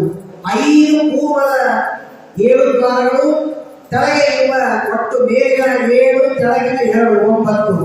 ಅದರಲ್ಲಿ ಪೂರ್ವದಲ್ಲಿ ಇರುವ 5 ದ್ವಾರಗಳು, ಪಶ್ಚಿಮ ಉತ್ತರಕ್ಕೆ ಇರುವ 2 ದ್ವಾರಗಳು, ದಕ್ಷಿಣ ದಿಕ್ಕಿಗೆ ಇರುವ 2 ದ್ವಾರಗಳು. ಯಾವ್ಯಾವುದು? ಪೂರ್ವ ದಿಕ್ಕಿಗೆ ಇರುವ 2 ದ್ವಾರಗಳು ಅಂದ್ರೆ 2 ಕಣ್ಣು, 2 ಮೂಗು, 1 ಬಾಯಿ. ಇದು 5 ದ್ವಾರಗಳು. ಪೂರ್ವ ದಿಕ್ಕಿಗೆ ಇರುವಂತಹ ದ್ವಾರಗಳು. ಇನ್ನದೇ ರೀತಿಯಾಗಿ ಉತ್ತರ ಹಾಗೂ ಪಶ್ಚಿಮಕ್ಕೆ ಇರುವಂತಹ ದ್ವಾರಗಳು ಅಂದರೆ 2 ಕಿವಿಗಳು, ದಕ್ಷಿಣ ದಿಕ್ಕಿಗೆ 2 ಇರುವ ದ್ವಾರಗಳು ಅಂದರೆ ಮಲಮೂತ್ರ ವಿಸರ್ಜನೆಯನ್ನು ಮಾಡುವಂತಹ 2 ದ್ವಾರಗಳು ಎಂಬುದಾಗಿ ತಿಳಿಸಿಕೊಟ್ಟು, ಇಲ್ಲಿ ಇಷ್ಟಕ್ಕೆ ಮುಗಿಲಿಲ್ಲ ಕಥೆ. ನೀವೇನೋ ಹೆಸರು ಹೇಳಿದ್ರಿ, ಅಲ್ಲೊಂದು ಇಲ್ಲೊಂದು, ಅಲ್ಲಿ ಹೋಗ್ತಾನೆ ಇವ್ರ ಜೊತೆ ಹೋಗ್ತಾನೆ, ಅದೆಲ್ಲ ಏನಿದು ಜೀವನಿಗೆ ಸಂಬಂಧಪಟ್ಟ ಹಾಗೆ ಒಂದೊಂದನ್ನ ತಿಳಿಸಿಕೊಡ್ತಾರೆ. ನೋಡಿ, ಮೊದಲು ಯಾವಪ್ಪ ಅಂತಂದ್ರೆ ರಾಜ ಹೊರಗೆ ಹೋಗ್ತಾನೆ. ಹೊರಗೆ ಹೋಗೋದು ಅಂದ್ರೆ ಏನು ಗೊತ್ತಾ? ಈ ದ್ವಾರಗಳಿಂದ ಜೀವ ಹೊರಗೆ ಹೋಗೋದು, ವಿಷಯ ಪದಾರ್ಥಗಳ ಭೋಗವನ್ನ ಮಾಡುವುದು. ಪೂರ್ವದ್ವಾರ ಎಲ್ಲಿಂದ? ವಿಭ್ರಾಜಿತ ಎಂಬ ಪಟ್ಟಣಕ್ಕೆ ಹೋಗ್ತಾನೆ. ಮೂಗು ಎಂಬುದು ಒಂದು ದ್ವಾರ. ಅದರಿಂದ ವಿಭ್ರಾಜಿತ ಎಂಬಂತಹ ಸೌರಭ ಎಂಬ ದೇಶಗಳಿಗೆ ಹೋಗ್ತಾನೆ. ಅಲ್ಲಿ ಗಂಧವನ್ನ ವಾಸನೆ ನೋಡ್ತಾನೆ. ಕಣ್ಣಿನಿಂದ ಜೀವ ಹೊರಗೆ ಹೋಗಿ ರೂಪವನ್ನ ನೋಡ್ತಾನೆ. ಬಾಯಿಯಿಂದ ಹೊರಗೆ ಹೋಗುವುದು ಅಂದ್ರೆ ರುಚಿಯನ್ನ ನೋಡ್ತಾನೆ, ಮಾತನಾಡ್ತಾನೆ. ಕಿವಿಯಿಂದ ಹೊರಗೆ ಹೋಗುವುದು ಅಂದ್ರೆ ಶಬ್ದವನ್ನ ಕೇಳ್ತಾನೆ. ಕೆಳಗಿನ 2 ದ್ವಾರಗಳಿಂದ ಮಲಮೂತ್ರ ವಿಸರ್ಜನೆಯನ್ನ ಮಾಡ್ತಾನೆ. ಹೀಗೆ 9 ದ್ವಾರಗಳಿಂದ 9 ತರಹದ ತಾನು ಭೋಗಗಳನ್ನ ಮಾಡ್ತಾನೆ. ಹೀಗೆ ಅವಳ ಜೊತೆಗೆ ಇರ್ತಾ ಇರುವಾಗ ಇವನಿಗೆ ಒಂದು ದಿವಸ ಹೊರಗೆ ಹೋಗ್ಬೇಕು ಅಂತ ಅನಿಸ್ತು. ಆಗ ರಥವನ್ನ ಏರಿ ಹೋದ. ರಥ ಯಾವುದು? ಮನಸ್ಸೆಂಬ ರಥ. ಅದಕ್ಕೆ ಇರುವಂತಹ ರಥ ಎಂದರೆ ನಮ್ಮ ದೇಹ. ಅದಕ್ಕೆ ಇರುವ ಕುದುರೆಗಳು ಯಾವುದು? ಅದೇ 5 ಜ್ಞಾನೇಂದ್ರಿಯಗಳು. ಅವುಗಳೇ 5 ಕುದುರೆಗಳು. ಅದಕ್ಕೆ ಇರುವ 2 ಚಕ್ರಗಳು ಅಂದ್ರೆ ಒಂದು ಪುಣ್ಯ, ಒಂದು ಪಾಪ ಎಂಬಂತಹ 2 ಚಕ್ರಗಳು. ಅದನ್ನ ಹತ್ತಿ ಇವನು ಅನೇಕ ದಿನಗಳವರೆಗೆ ಭೋಗವನ್ನು ಮಾಡ್ತಾನೆ. ಅದಾದ ಮೇಲೆ ಇವನಿಗೆ ಚಂಡವೇಗ ಎನ್ನುವಂತಹ ಒಬ್ಬ ಪಕ್ಕದ ದೇಶದ ಒಬ್ಬ ಗಂಧರ್ವ ಇವನ ಮೇಲೆ ಬರ್ತಾನೆ. ಚಂಡವೇಗ ಅಂದ್ರೆ ಬೇರೆ ಏನಲ್ಲ, ಅದೇ ನಮ್ಮ ಆಯುಷ್ಯ. ಅಂದ್ರೆ ಆಯುಷ್ಯ ಕಡಿಮೆಯಾಗತ್ತೆ, ಇವನು ಬುದ್ಧನಾಗ್ತಾನೆ. ಅವನೆಲ್ಲ ಇವನ ಜೊತೆಗೆ ಬರ್ತಾನೆ. ಇವನ ಜೊತೆಗೆ 350 ಗಂಡು ಸೈನಿಕರು, 360 ಹೆಣ್ಣು ಸೈನಿಕರು ಇರ್ತಾರೆ. ಅದರ ಅರ್ಥ ಏನು? ಅವನ ಜೊತೆಗೆ ಇರುವಂತಹ 360 ಹಗಲು, 360 ರಾತ್ರಿಗಳು. ಅದನ್ನೆಲ್ಲ ಕಟ್ಟಿಕೊಂಡು ಇವನು ಬರ್ತಾನೆ. ಇವನಿಗೆ ಸಾಧ್ಯವಾದಷ್ಟು ಯುದ್ಧ ಮಾಡ್ತಾನೆ. ಆ ಪಂಚಪ್ರಾಣಿಗಳು ಶಕ್ತಿ ಇರೋವರೆಗೆ ಯುದ್ಧವನ್ನು ಮಾಡುತ್ತೆ. ಆ ಪಂಚಪ್ರಾಣಿಗಳಿಗೆ ಶಕ್ತಿ ಇರೋ ತನಕ ಇವನು ಯುದ್ಧವನ್ನು ಮಾಡ್ತಾನೆ. ಯಾವಾಗ ಯಾರು ಜಲ ಎಂಬ ಹೆಣ್ಣು ಮಗಳು ಭಯ ಎಂಬ ಗಂಡನನ್ನ ಕರೆದುಕೊಂಡು ರಾಜ್ಯದೊಳಗೆ ಬರ್ತಾಳೆ ಅಂದ್ರೆ ಇವನಿಗೆ ಭಯ ಪ್ರಾರಂಭವಾಗುತ್ತೆ.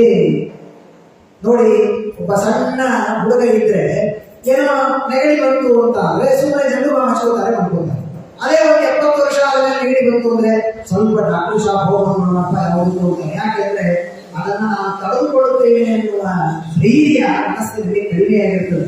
ಇವನಿಗೂ ಬಂದತ್ತದೆ ನೆಗಡಿ, ಅವನಿಗೂ ಬಂದತ್ತದೆ. ಆದರೆ ಭಯ ಒಂದು ಬಾರಿ ಮನಸ್ಸಿನಲ್ಲಿ ಸೇರಿಕೊಳ್ತು ಅಂದ್ರೆ ಮನುಷ್ಯನಿಗೆ ನನ್ನನ್ನು ನಾವು ರಕ್ಷಣೆ ಮಾಡಿಕೊಳ್ಳಬಹುದು ಅನ್ನುವ ಶಕ್ತಿ ಕಡಿಮೆಯಾಗುತ್ತೆ. ಆ ನಿಟ್ಟಿನಲ್ಲಿ ಇವನಿಗೆ ಅವರೆಲ್ಲ ಬಂದಾಗ ಸಾಧ್ಯವಾದಷ್ಟು ಯುದ್ಧವನ್ನು ಮಾಡುತ್ತಾನೆ. ಆಗದೇ ಇದ್ದಾಗ ಅವರೆಲ್ಲ ಆ ಪಂಚಪ್ರಾಣಗಳು ದೇಹದಿಂದ ಹೊರಗೆ ಹೋಯಿತು ಅಂದ್ರೆ ಕೃಷ್ಣಾರ್ಪಣ ಇವನ ಕಥೆ ಮುಗಿಯಿತು, ಇವು ಸತ್ತು ಹೋದ ಅಂತ. ಆದ್ದರಿಂದ ನಾರದರು ಹೇಳ್ತಾರೆ, ಜೀವನ ಬಹಳ ಸಣ್ಣದಪ್ಪ, ಈ ಸಣ್ಣ ಆಯುಷ್ಯದಲ್ಲಿ ಸಾಧನೆಯನ್ನು ಮಾಡಬೇಕು. ನೀನು ಏನು ಬೇಕಾದ್ರೂ ಮಾಡು, ಆದರೆ ವಿಷ್ಣು ಪ್ರೀತಿಗಾಗಿ ಮಾಡು, ನಿನ್ನ ಉದ್ಧಾರವಾಗತ್ತೆ ಅಂತ ಅನುಗ್ರಹವನ್ನು ಮಾಡಿ ಹೋಗ್ತಾರೆ. ಅದಾದ ಮೇಲೆ ಆ ಪ್ರಾಚೀನ ಬಗೆಯ ರಾಜನಿಗೆ 10 ಜನ ಮಕ್ಕಳು ಹುಟ್ಟುತ್ತಾರೆ. ಅವರಿಗೆ ಆ 10 ಜನರು ಒಂದೇ ತರ ಇರುತ್ತಾರೆ ನೋಡ್ಲಿಕ್ಕೆ. ಹೀಗಾಗಿ 10 ಜನರಿಗೆ ಒಂದೇ ನಾಮಕರಣ, ಪ್ರಾಚೇತಸರು ಅಂತ ನಾಮಕರಣವನ್ನು ಮಾಡ್ತಾರೆ. ಆ ಪ್ರಾಚೇತಸರು ದೇವರ ಅನುಗ್ರಹವನ್ನು ಪಡೆಯಬೇಕು ಅಂತ ತಪಸ್ಸಿಗೆ ಹೋದಾಗ ಅಲ್ಲಿ ರುದ್ರದೇವರ ದರ್ಶನವಾಗುತ್ತೆ. ಆ ರುದ್ರದೇವರು ನಿಮಗೆಲ್ಲ ನಾನು ತತ್ವೋಪದೇಶವನ್ನು ಮಾಡ್ತೇನೆ ಅಂತ ಅದ್ಭುತವಾದ ರುದ್ರಗೀತೆ ಅಂತ ಪ್ರಸಿದ್ಧವಾದಂತಹ ಆ ಗೀತೋಪದೇಶವನ್ನು ಮಾಡ್ತಾರೆ.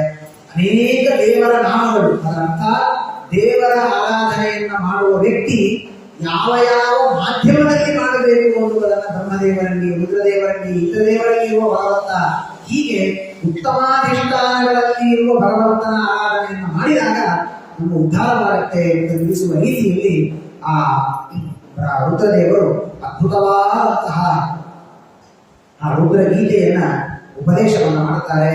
ಯಥಾತನ ಜಲೂಕಾಚ ನೋಭಯಾತ್ಯಪಯಾಪರಾಧಿ ಚ ನತ್ಯಜೇ ಪ್ರಿಯಮಾಣೋಪಿ ಪ್ರಾಗ್ದೇಹಾಭಿಮತಿಂ ಜನಃ.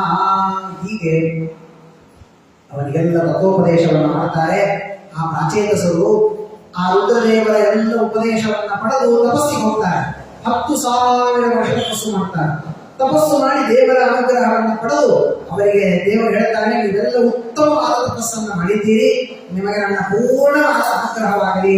ಒಬ್ಬ ಕನ್ಯೆ ಇದ್ದಾಳೆ.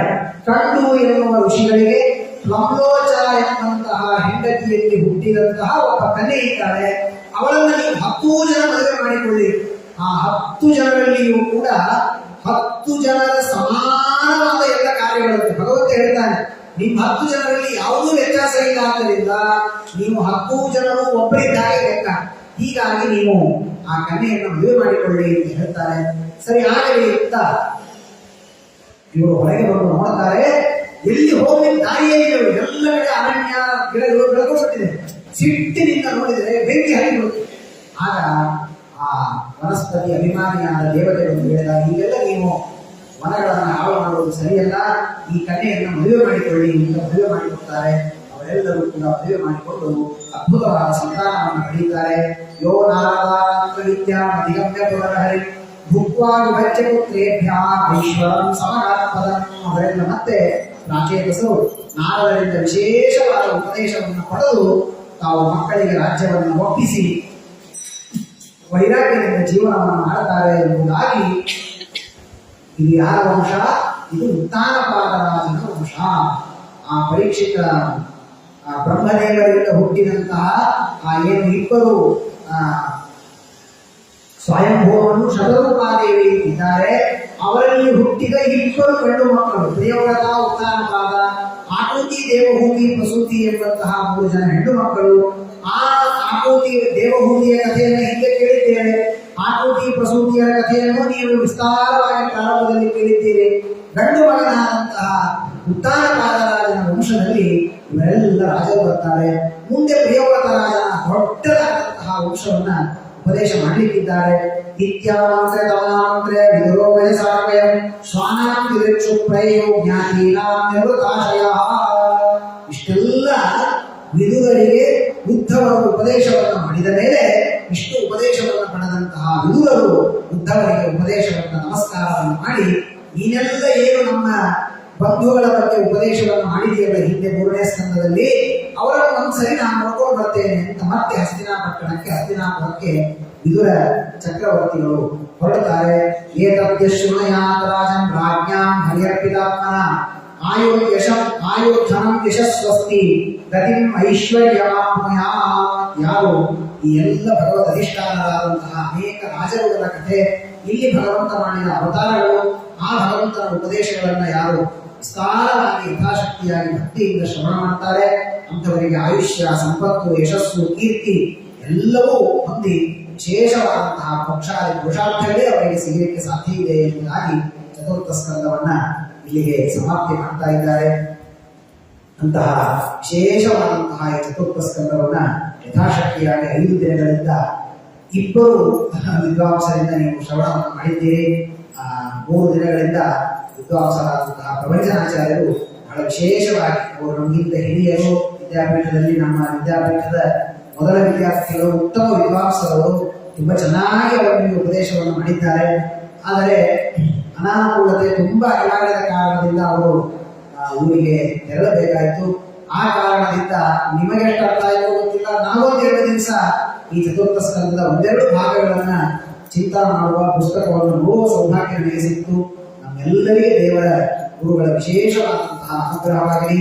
ಈ ಚತುರ್ಥ ಸ್ಕಂದದಲ್ಲಿ ಹೇಳಿದ ಭಾಗವತ ಧರ್ಮಗಳನ್ನು ಯಥಾಶಕ್ತಿಯಾಗಿ ನಮ್ಮ ಜೀವನದಲ್ಲಿ ಅಳವಡಿಸಿಕೊಳ್ಳುವ ಸೌಭಾಗ್ಯವನ್ನ ಭಗವಂತ ನಮಗೂ ನಿಮಗೂ ಪರಮ ಪೂಜ್ಯ ಶ್ರೀಪಾದಗಳವರು ಅನುಗ್ರಹವನ್ನು ಮಾಡಿಕೊಳ್ಳಿ ಅಂತ ಪ್ರಾರ್ಥನೆಯನ್ನು ಮಾಡ್ತಾ, ನಮ್ಮೆಲ್ಲರಿಗೆ ಶ್ರವಣ ಮಾಡಿದ ಶ್ರೋತೃಗಳಿಗೆ ದೇವರ ಅನುಗ್ರಹ ಆಗಲಿ ಅಂತ ಪ್ರಾರ್ಥನೆ ಮಾಡ್ತಾ, ಮಠದ ಎಲ್ಲ ಸಿಬ್ಬಂದಿ ವರ್ಗದವರಿಗೆ ನನ್ನ ವಿಶೇಷವಾದ ಅಭಿನಂದನೆಗಳನ್ನ ತಿಳಿಸ್ತಾ, ಹರಯೇ ನಮಃ.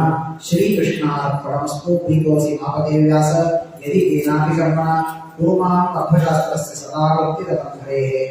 ಶ್ರೀ ಸಂಧ್ಯಾತ್ಮತೀರ್ಥ ಸ್ವಾಮಿ ಶ್ರೀಪಾದ ಗುರುಭ್ಯೋ ನಮಃ. ಹರಿ ಓಂ ಹರಿ ಓಂ ಹರಿ ಓಂ.